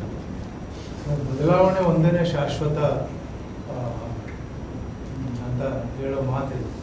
ಅದರಿಂದ ಯಾವುದು ಶಾಶ್ವತ ಅಲ್ಲ. ಇದು ಕೂಡ ಪಾಸ್ ಆಗುತ್ತೆ ಅನ್ನೋ ಆಶಾವಾದದಿಂದ ನಾವು ಒಂದು ಭವಿಷ್ಯನ ಎದುರುಗೊಳ್ಬೇಕಾಗಿದೆ. ಅದಕ್ಕೋಸ್ಕರ ಸಜ್ಜಾಗಬೇಕಾಗಿದೆ. ಸಜ್ಜಾಗ್ತೇವೆ ನಾವು. ಅಘೋಷಿತ ತುರ್ತು ಪರಿಸ್ಥಿತಿ ಎದುರಿಸಲಿಕ್ಕೆ ಕೊನೆಯದಾಗಿ ಏನು ಹೇಳ್ತೀರಾ ನೀವು? ಮೊನ್ನೆ ಯಾರೋ ಮಾತಾಡ್ತಾ ಹೇಳ್ತಾಯಿದ್ರು, ಇಂದಿರಾ ಗಾಂಧಿ ಎಮರ್ಜೆನ್ಸಿ ಅನೌನ್ಸ್ ಮಾಡಿ ತಪ್ಪು ಮಾಡಿದರು. ಅವ್ರ ತಪ್ಪನ್ನು ನೋಡ್ಕೊಂಡು ಇವ್ರು ಬುದ್ಧಿ ಕಲ್ತಿದ್ದಾರೆ. ಅನೌನ್ಸ್ ಮಾಡದೆ ಎಮರ್ಜೆನ್ಸಿನ ಅದಕ್ಕಿಂತ ದೊಡ್ಡ ಮಟ್ಟದಲ್ಲಿ ಹಲವಾರು ವರ್ಷಗಳಿಂದ ಏರಿದ್ದಾರೆ ಅಂತ. ಇಲ್ಲಿ ಎಗೈನ್ ನಾವೆಲ್ಲರೂ ಅತ್ಯಂತ ಎಚ್ಚರದಿಂದ ಇದು ಮಾಡಬೇಕು ಅಂತ. ನೋಡಿ, ನರೇಷನ್ಗಳನ್ನ, ಎಷ್ಟು ಕತೆಗಳನ್ನ ಹೇಗೆ ಕಟ್ಟಿ ಜನಗಳನ್ನ ಪದೇ ಪದೇ ಯಾಮಾರಿಸ್ತಾ ಇರ್ತಾರೆ ಅಂತ. ಈಗ ಇವತ್ತು ವೆಸ್ಟ್ ಬೆಂಗಾಲ್ ರಿಸಲ್ಟ್ ಬಂದಮೇಲೆ ಒಂದು ಜೋಕ್ ಹುಡ್ತಾಯಿತ್ತು. ಈಗ ವೆಸ್ಟ್ ಬೆಂಗಾಲು ಅಲ್ಲಿ ಬಿ ಜೆ ಪಿ ಬರ್ತಾ ಇದೆಯಲ್ವಾ, ಬಿ ಜೆ ಪಿ ಅಧಿಕಾರ ವಹಿಸ್ಕೊಂಡ್ಮೇಲೆ ದಯವಿಟ್ಟು ಬಿ ಜೆ ಪಿಯವರು ವೆಸ್ಟ್ ಬೆಂಗಾಲು ಬಾಂಗ್ಲಾದೇಶದ ಬಾರ್ಡ್ರ್ ಇದೆಯಲ್ಲ, ಆ ಬಾರ್ಡ್ರನ್ನ BSFಗೆ ವಹಿಸ್ಕೊಡ್ಬೇಕು ಅಂತ. ಅಂದರೆ ಈಗಲಾರು ವಹಿಸ್ಕೊಡ್ಬೇಕು, TMC ಇಟ್ಕೊಂಡ್ಬಿಟ್ಟಿತ್ತು ಅದನ್ನು ಅಂತ. ಅಂದರೆ ಇವರು ಮೋದಿಯಿಂದ ಹಿಡಿದು ಅಮಿತ್ ಶಾ ಇಂದ ಹಿಡಿದು ಇದೇ ಮೋದಿಯವರು 2014 ಭಾಷಣ ಮಾಡಿದ್ದಾರೆ. ಬಾರ್ಡರ್ ಸೆಕ್ಯೂರಿಟಿ ಫೋರ್ಸ್ ನಿಮ್ಮ ಕೈಲಿದೆ, CRPF ನಿಮ್ಮ ಕೈಲಿದೆ, ಆದರೂ ಯಾಕೆ ಆಕ್ರಮಣಗಳು ಬರ್ತಾರೆ ಅಂತ. ಆದರೆ ಇವ್ರು ಬಂದಾಗ ಇವ್ರ ಕೈಲೇ ಇದೆ. ಜನಗಳನ್ನ ಹೆಂಗೆ ನಂಬಿಸಿದ್ರು ಅಂತಂದರೆ, ಇಲ್ಲಿ ನೋಡಿ TMC ಕಾರಣ ಬಾಂಗ್ಲಾ ನುಸುಳುಕೋರು ಬರೋಕ್ಕೆ ಅಂತ. ನುಸುಳುಕೋರು ಎಷ್ಟು ಜನ ಇದ್ದಾರೆ ಇವತ್ತು ಹೇಳೋಕ್ಕಾಗ್ತಿಲ್ಲ. ಸೊ ಎಷ್ಟು ಜನಗಳನ್ನ ಇದ್ರ ಬಗ್ಗೆ ಎಚ್ಚರಗೊಳ್ಬೇಕು, ಒಂದು ಪಾಯಿಂಟ್. ಎರಡನೇ ಪಾಯಿಂಟು, ಇವತ್ತು ಇಡೀ ದೇಶದಲ್ಲಿ ವೆಸ್ಟ್ ಬೆಂಗಾಲಲ್ಲಿ ಇವತ್ತು ಗೆದ್ದಿರೋದು ಸೇರಿ ಬಿಟ್ಬಿಡೋಣ, ಇವತ್ತು ಗೆದ್ದಿದ್ದಾರೆ. ಇಲ್ಲಿ ತನಕ 20 ರಾಜ್ಯಗಳಲ್ಲಿ BJP ಅಧಿಕಾರದಲ್ಲಿದೆ. 20ರಲ್ಲಿ ಆಲ್ಮೋಸ್ಟ್ 12-13 ಅವರೇ ಇದ್ದಾರೆ. ಇನ್ನೊಂದು 5-6 ಕಡೆ ಅವರು ಕೋಯಲಿಷನ್ NDA ಗೌರ್ಮೆಂಟ್ ಇದೆ. 20 ರಾಜ್ಯಗಳಲ್ಲಿ, ಅಂದರೆ 30 ರಾಜ್ಯಗಳ ಒಟ್ಟು ಇದರಲ್ಲಿ 20 ರಾಜ್ಯಗಳಲ್ಲಿ ಇವರು ಅಧಿಕಾರದಲ್ಲಿದ್ದು, ಸೆಂಟ್ರಲ್ ಗೌರ್ಮೆಂಟಲ್ಲೂ ಫುಲ್ ಮೆಜಾರಿಟಿ 10 ವರ್ಷ ಆಯಿತು. ಈಗಲೂ ಸೆಂಟ್ರಲ್ ಗೌರ್ಮೆಂಟಲ್ಲಿ ಇದ್ದೂ ಕೂಡ ಅಭಿವೃದ್ಧಿ ವಿಷಯ ಬಂದಾಗ, ಜನಕ್ಕೆ ಒಳ್ಳೆಯದಾಗೋ ವಿಷಯ ಬಂದಾಗ ಕಾಂಗ್ರೆಸ್ ಮೇಲೇ ಆರೋಪ ಮಾಡಿಕೊಂಡು ಜನಗಳನ್ನ ದಿಕ್ಕು ತಪ್ಪಿಸ್ತಾ ಇರುತ್ತಲ್ಲ, ಇದನ್ನು ಜನ ಅರ್ಥ ಮಾಡ್ತಾರೆ. ಈಗ ಉದಾಹರಣೆಗೆ ಜನ ಏನು ಮಾಡ್ತೀವಿ ನಾವು, ಯಾವುದೋ ಪಾರ್ಟಿ ಇರುತ್ತೆ, ಕೆಟ್ಟದಾಯಿತು, ಸರಿಯಾಗಿ ಆಗ್ತಾ ಇಲ್ಲ, ಅಸಮಾಧಾನ ಆಯಿತು ಅಂದಾಗ ಇವರು ಅಧಿಕಾರದಲ್ಲಿದ್ದಾರೆ, ಇವರೇ ಈಗ ಕರ್ನಾಟಕದಲ್ಲಿ ಕಾಂಗ್ರೆಸ್ ಇದೆ, ಏನೇ ಕೆಟ್ಟದಾದ್ರೂ ಕಾಂಗ್ರೆಸ್ ಸರಿಗಿಲ್ಲಪ್ಪ, ಅವ್ರು ತಾನೇ ರೂಲ್ ಮಾಡ್ತಾ ಇರೋದು ಅಂತ ಪ್ರಶ್ನೆ ಜನರು ಬಂದೇ ಬರುತ್ತೆ. ಆದರೆ BJP ಕಡೆ ಬರದೇ ಇರೋ ಥರ ಜನಗಳನ್ನ ಡೈವರ್ಟ್ ಮಾಡ್ತಾ ಇದ್ದಾರಲ್ಲ, ಇದ್ರ ಬಗ್ಗೆ ಜನ ಎಷ್ಟು ಅಪಾಯಕಾರಿ ಇದು ಅನ್ನೋದು ಜನ ಎಚ್ಚೆತ್ಕೊ. ಇದಕ್ಕೊಂದು ಅಂಶ ಸೇರಿಸ್ಬೇಕು ಸರ್. ಬಸವರಾಜ್ ಅವರು ಹೇಳ್ದಂಗೆ BSFಗೆ ಒಪ್ಪಿಸ್ಬೇಕು, ಮತ್ತೆ ಗಡಿ ಕಾಯೋದನ್ನ ಅಂತಂದ್ರೆ TMC ಕೈಲಿದೆ, BSF ಒಪ್ಪಿಸ್ಬೇಕು ಅಂತ ಹೇಳ್ತಿದೆ. ಮುಂದಿನ ವರ್ಷ 2027ರಲ್ಲಿ ಉತ್ತರ ಪ್ರದೇಶದ ಎಲೆಕ್ಷನ್ಸ್ ಬರ್ತಾ ಇದ್ದಾವೆ, ಉತ್ತರಾಖಂಡದ ಎಲೆಕ್ಷನ್ಸ್ ಬರ್ತಾ ಇದ್ದಾವೆ. ಉತ್ತರಾಖಂಡ ಮತ್ತು ಉತ್ತರ ಪ್ರದೇಶದ ಎರಡೂ ಎಲೆಕ್ಷನ್ಗಳು ಎರಡೂ ಕಡೆ BJP ಸರ್ಕಾರ ಇದೆ. ಹಾಥ್ರಸ್ಸಲ್ಲಿ, ಉನ್ನಾವಲ್ಲಿ ಇವೆರಡನ್ನು ಕೂಡ ಉತ್ತರ ಪ್ರದೇಶದಲ್ಲಿ ಇರುವಂಥ ಭೂ ಪ್ರದೇಶಗಳು. ಹಾಥ್ರಸ್ಸಲ್ಲಿ, ಉನ್ನಾವಲ್ಲಿ ಏನು ಸಂತ್ರಸ್ತೆಯರು ಹತ್ಯೆ ಮತ್ತು ಅತ್ಯಾಚಾರ ಏನು ನಡೀತಲ್ಲ ಅವರ ಪೇರೆಂಟ್ಸ್ಗೂ ಅಥವಾ ಅವರ ಸಂಬಂಧಿಕರಿಗೂ ಕೂಡ ಟಿಕೆಟ್ BJP ಕೊಡ್ಬೇಕಲ್ವಾ? ಆರ್ಜಿಕರಲ್ಲಿ ಕೊಟ್ರಲ್ವಾ ಈಗ? ಆರ್ಜಿಕರಲ್ಲಿ ಕೊಟ್ಟಂಗೆ ಅಲ್ಲಿನೂ ಕೊಡಬೇಕು. ಹಂಗೇನೆ ಅಂಕಿತಾ ಭಂಡಾರಿ ಹತ್ಯೆ ಪ್ರಕರಣ ಮತ್ತು ಅತ್ಯಾಚಾರ ನಡೆಸಿ ಆ ಸಣ್ಣ ಹೆಣ್ಮಗಳೊಂದು ಹತ್ಯೆ ಮತ್ತು ಅತ್ಯಾಚಾರದ ಪ್ರಕರಣ ನಡೆದಿದೆ. ಅವ್ರ ತಂದೆ ತಾಯಿ CBI ತನಿಖೆ ನಡೀಬೇಕು ಅಂತ ಹೋರಾಡ್ತಿದ್ದಾರೆ. ಅವ್ರಿಗೆ ತುಂಬ ದೊಡ್ಡ ಪ್ರಮಾಣ ಜನಬೆಂಬಲ ಇದೆ, ರ್ಯಾಲಿಗಳಾಗ್ತಿದೆ. ಸೊ ಜನಾಭಿಪ್ರಾಯನ ಜನಾಕ್ರೋಶನ ಮನ್ನಿಸ್ಬಿಟ್ಟು ಅಂಕಿತಾ ಭಂಡಾರಿ ತಂದೆ ಅಥವಾ ತಾಯಿಗೂ ಕೂಡ ಮುಂದಿನ ವರ್ಷ ಟಿಕೆಟ್ ಕೊಡಬೇಕು. ನೋಡೋಣ ಸರ್, BJPಗೆ ಅಷ್ಟು ಒಳ್ಳೆ ಬುದ್ಧಿ ಬರುತ್ತಂತ. ಕೊನೆಯದಾಗಿ ವಾಸು ನೀವು ಹೇಳಿ. ಇಲ್ಲ, ಇದರಲ್ಲಿ ನಾವು ಒಂದು ಹುಸಿ ನ್ಯೂಟ್ರಾಲಿಟಿ ಕನ್ನಡದಲ್ಲಿ ಏನು ಪದ, ಹುಸಿ ತಾಟಸ್ಥ್ಯ ತಟಸ್ಥ ನೀತಿ ಅಂತ ಅನ್ನೋದು ನಾವು ಅದರಿಂದ ಹೊರಗೆ ಬರಬೇಕು. ಬಂದು ಸ್ಪಷ್ಟವಾಗಿ ಈ ದೇಶದಲ್ಲಿ ಒಂದು ಮಾತು ಹೇಳಿದ್ರು ಅವರು, ನೀವು ತಟಸ್ಥ ಪತ್ರಿಕೋದ್ಯಮ ಮಾಡೋದು. ಅವಾಗ ಅವ್ರು ಹೇಳಿದರು, ತಟಸ್ಥ ಪತ್ರಿಕೋದ್ಯಮ ಅಂದರೆ ನಾನು ಇರಬೇಕಾಗಿತ್ತು ಧ್ವನಿ ಇಲ್ಲದವರ ಪರ, ನೋವು ಉಂಡವರ ಪರ, ಯಾರು ಅನ್ಯಾಯಕ್ಕೆ ಒಳಗಾಗಿದ್ರು ಅವ್ರ ಪರವಾಗಿರ್ಬೇಕು ನಾನು. ಅದು ತಟಸ್ಥವಾಗಿರೋದಂದ್ರೇನು, ಇಲ್ಲದವರ ಮೇಲೆ ಮಾಡುವ ಅನ್ಯಾಯವನ್ನು ನೋಡುತ್ತಾ ಸುಮ್ಮನೆ ಕೊಡೋದೇ ತಟಸ್ಥ. ಅದು ನನಗೆ ಇರೋಕ್ಕಾಗೋದಿಲ್ಲ ಅಂತ. ಸೊ ಇದರಲ್ಲಿ ಭಾಳ ಸ್ಪಷ್ಟವಾಗಿ ನಿಲುವು ತೆಗೆದುಕೋಬೇಕು. ಇದರಲ್ಲಿ ಒಂದು ಆಳುವ ಪಕ್ಷದ ವಿಚಾರ ಅಲ್ಲ, ಇದು ಡೆಮೋಕ್ರಸಿ ಬೇಕು, ಡೆಮೋಕ್ರಸಿ ಬೇಡ ಅನ್ನುವುದರ ಅಲ್ಲಿ ಎರಡರಲ್ಲಿ ಒಂದರ ಪರವಾಗಿ ನಿಲುವು ತೆಗೆದುಕೊಳ್ಳುವಂಥ ಸಂದರ್ಭ ಈ ದೇಶದಲ್ಲಿ ಬಂದಿದೆ. Democracy is at stake and supreme court has failed the nation. ಹಾಗಾಗಿ ಈ ಟೈಮ್ನಲ್ಲಿ ದೇಶದ ಜನರು ಭಾಳ ಸ್ಪಷ್ಟವಾದಂಥ ನಿಲುವು ತೆಗೆದುಕೊಂಡು ಒಂದು ಜನಾಂದೋಲನಕ್ಕೆ, ಅರಿವಿನ ಆಂದೋಲನಕ್ಕೆ ಮತ್ತು ಒಂದು ಜನಾಂದೋಲನಕ್ಕೆ ಮುಂದಾಗಬೇಕು ಅಂತ ನನಗನ್ಸುತ್ತೆ. ತುಂಬ ಇಂಪಾರ್ಟೆಂಟ್ ಮಾತುಗಳನ್ನ ಹೇಳಿದರೆ ಈ ಚುನಾವಣೆ ನಮಗೆ ಹಲವಾರು ಪಾಠಗಳನ್ನು ಕಳಿಸ್ಕೊಡ್ತೆ. ಮೂವರಿಗೂ ಧನ್ಯವಾದಗಳು. ಒಂದು ಮುಖ್ಯವಾದ ವಿಷಯ ನಾವೆಲ್ಲರೂ ಗಮನದಲ್ಲಿಟ್ಟು ನೋಡ್ಕೋಬೇಕಾಗತ್ತೆ. ಈ 5 ರಾಜ್ಯಗಳ ಚುನಾವಣೆ ಹಲವಾರು ನಮಗೆ ಪಾಠಗಳನ್ನು ಕಲಿಸ್ಕೊಟ್ಟಿದೆ. ತಮಿಳುನಾಡಲ್ಲಿ ಹೊಸ ಪಕ್ಷ, ಒಬ್ಬ ತಾರಾ ವಿಜಯ್ ಅಂತ ಸಿನಿಮಾ ಸ್ಟಾರ್ಗೆ ಒಲ್ದು ಬಂದಿದ್ದರೆ, ಕೇರಳ ಮತ್ತು ಪೆಂಡುಲಮ್ ಸ್ಟೇಟ್ಗೆ ತಿರುಗಿದೆ. ಆದರೆ ಅದರ ಜೊತೆಗೆ ಮುಖ್ಯವಾಗಿ ನಮಗೆ ಇಂಪಾರ್ಟೆಂಟ್ ಅನ್ನಿಸ್ತಾ ಇರೋದು ವೆಸ್ಟ್ ಬೆಂಗಾಲ್. ಅಸ್ಸಾಂ, ಪುದುಚೇರಿಯಲ್ಲಿ BJP ಬರ್ತಾಯಿದೆ ಅಂತ ಅದೇ ರೀತಿ ವೆಸ್ಟ್ ಬೆಂಗಾಲ್ನಲ್ಲಿ ಏನು SIR ಮಾಡುವ ಮೂಲಕ ಚುನಾವಣೆ ತನ್ನ ಗಳಿಸ್ಕೊಂಡಿದೆ. ಇದು ನಾವು ಲಕ್ಷಾಂತರ ಜನ ಸ್ವತಂತ್ರ ಹೋರಾಟಗಾರರು ಶತಮಾನಗಳ ಕಾಲ ಹೋರಾಟ ಮಾಡಿ ಬ್ರಿಟಿಷರು ಮತ್ತು ಸಾಮ್ರಾಜ್ಯಶಾಹಿಗಳು ಮತ್ತು ಮೇಲ್ವರ್ಗದ ಜನ ಏನು ಇಡೀ ದೇಶದ ದಮನ ನೀತಿಯನ್ನು ಅನುಸರಿಸ್ತಾ ಇದ್ರು, ಇಲ್ಲದವರಿಗೆ ಎಜುಕೇಷನ್ ಏನು ಕೊಡದೆ ತಳ್ತಾ ಇದ್ರು, ಅದನ್ನು ದಾಟಿ ನಮ್ಮನ್ನು ನಾವು ಪಡ್ಕೊಂಡು ಹಾಕ್ತಿದ್ವು. ಅದರಲ್ಲಿ ಮತದಾನದ ಹಕ್ಕು ಇದೆ, ಸಂವಿಧಾನ ಎಲ್ಲವನ್ನೂ ಕೊಟ್ಟಿದೆ. ಅದನ್ನು ನಾವು ಪಡ್ಕೊಂಡಿದ್ದನ್ನು ಕಳೆದುಕೊಳ್ಳುವ ಸ್ಥಿತಿಯಲ್ಲಿದ್ದೇವೆ. ಇದನ್ನು ಗಂಭೀರವಾಗಿ ಎಲ್ಲರೂ ಮನಗಾಡಬೇಕಂತ ಅನಿಸುತ್ತೆ. ಇದನ್ನು ಕಳೆದುಕೊಳ್ಳದ ಹಾಗೆ ರಕ್ಷಿಸ್ಕೊಳ್ಬೇಕಾದ ಜವಾಬ್ದಾರಿ ನಮ್ಮ ಮೇಲಿದೆ. ಆ ನಿಟ್ಟಿನಲ್ಲಿ ನಾವು ಯೋಚಿಸಬೇಕು. ನಮಸ್ಕಾರ. ಮತ್ತಷ್ಟು ವಿಶೇಷ ವಿಡಿಯೋಗಳನ್ನು ನೋಡಲು ಮತ್ತು ಹೊಸ ವಿಡಿಯೋಗಳ ಬಗ್ಗೆ ತಿಳಿಯಲು ಈ ದಿನ .com ಯೂಟ್ಯೂಬ್ ಚಾನೆಲ್ ಸಬ್ಸ್ಕ್ರೈಬ್ ಮಾಡಿ ಮತ್ತು ಬೆಲ್ ಐಕಾನ್ ಕ್ಲಿಕ್ ಮಾಡಿ.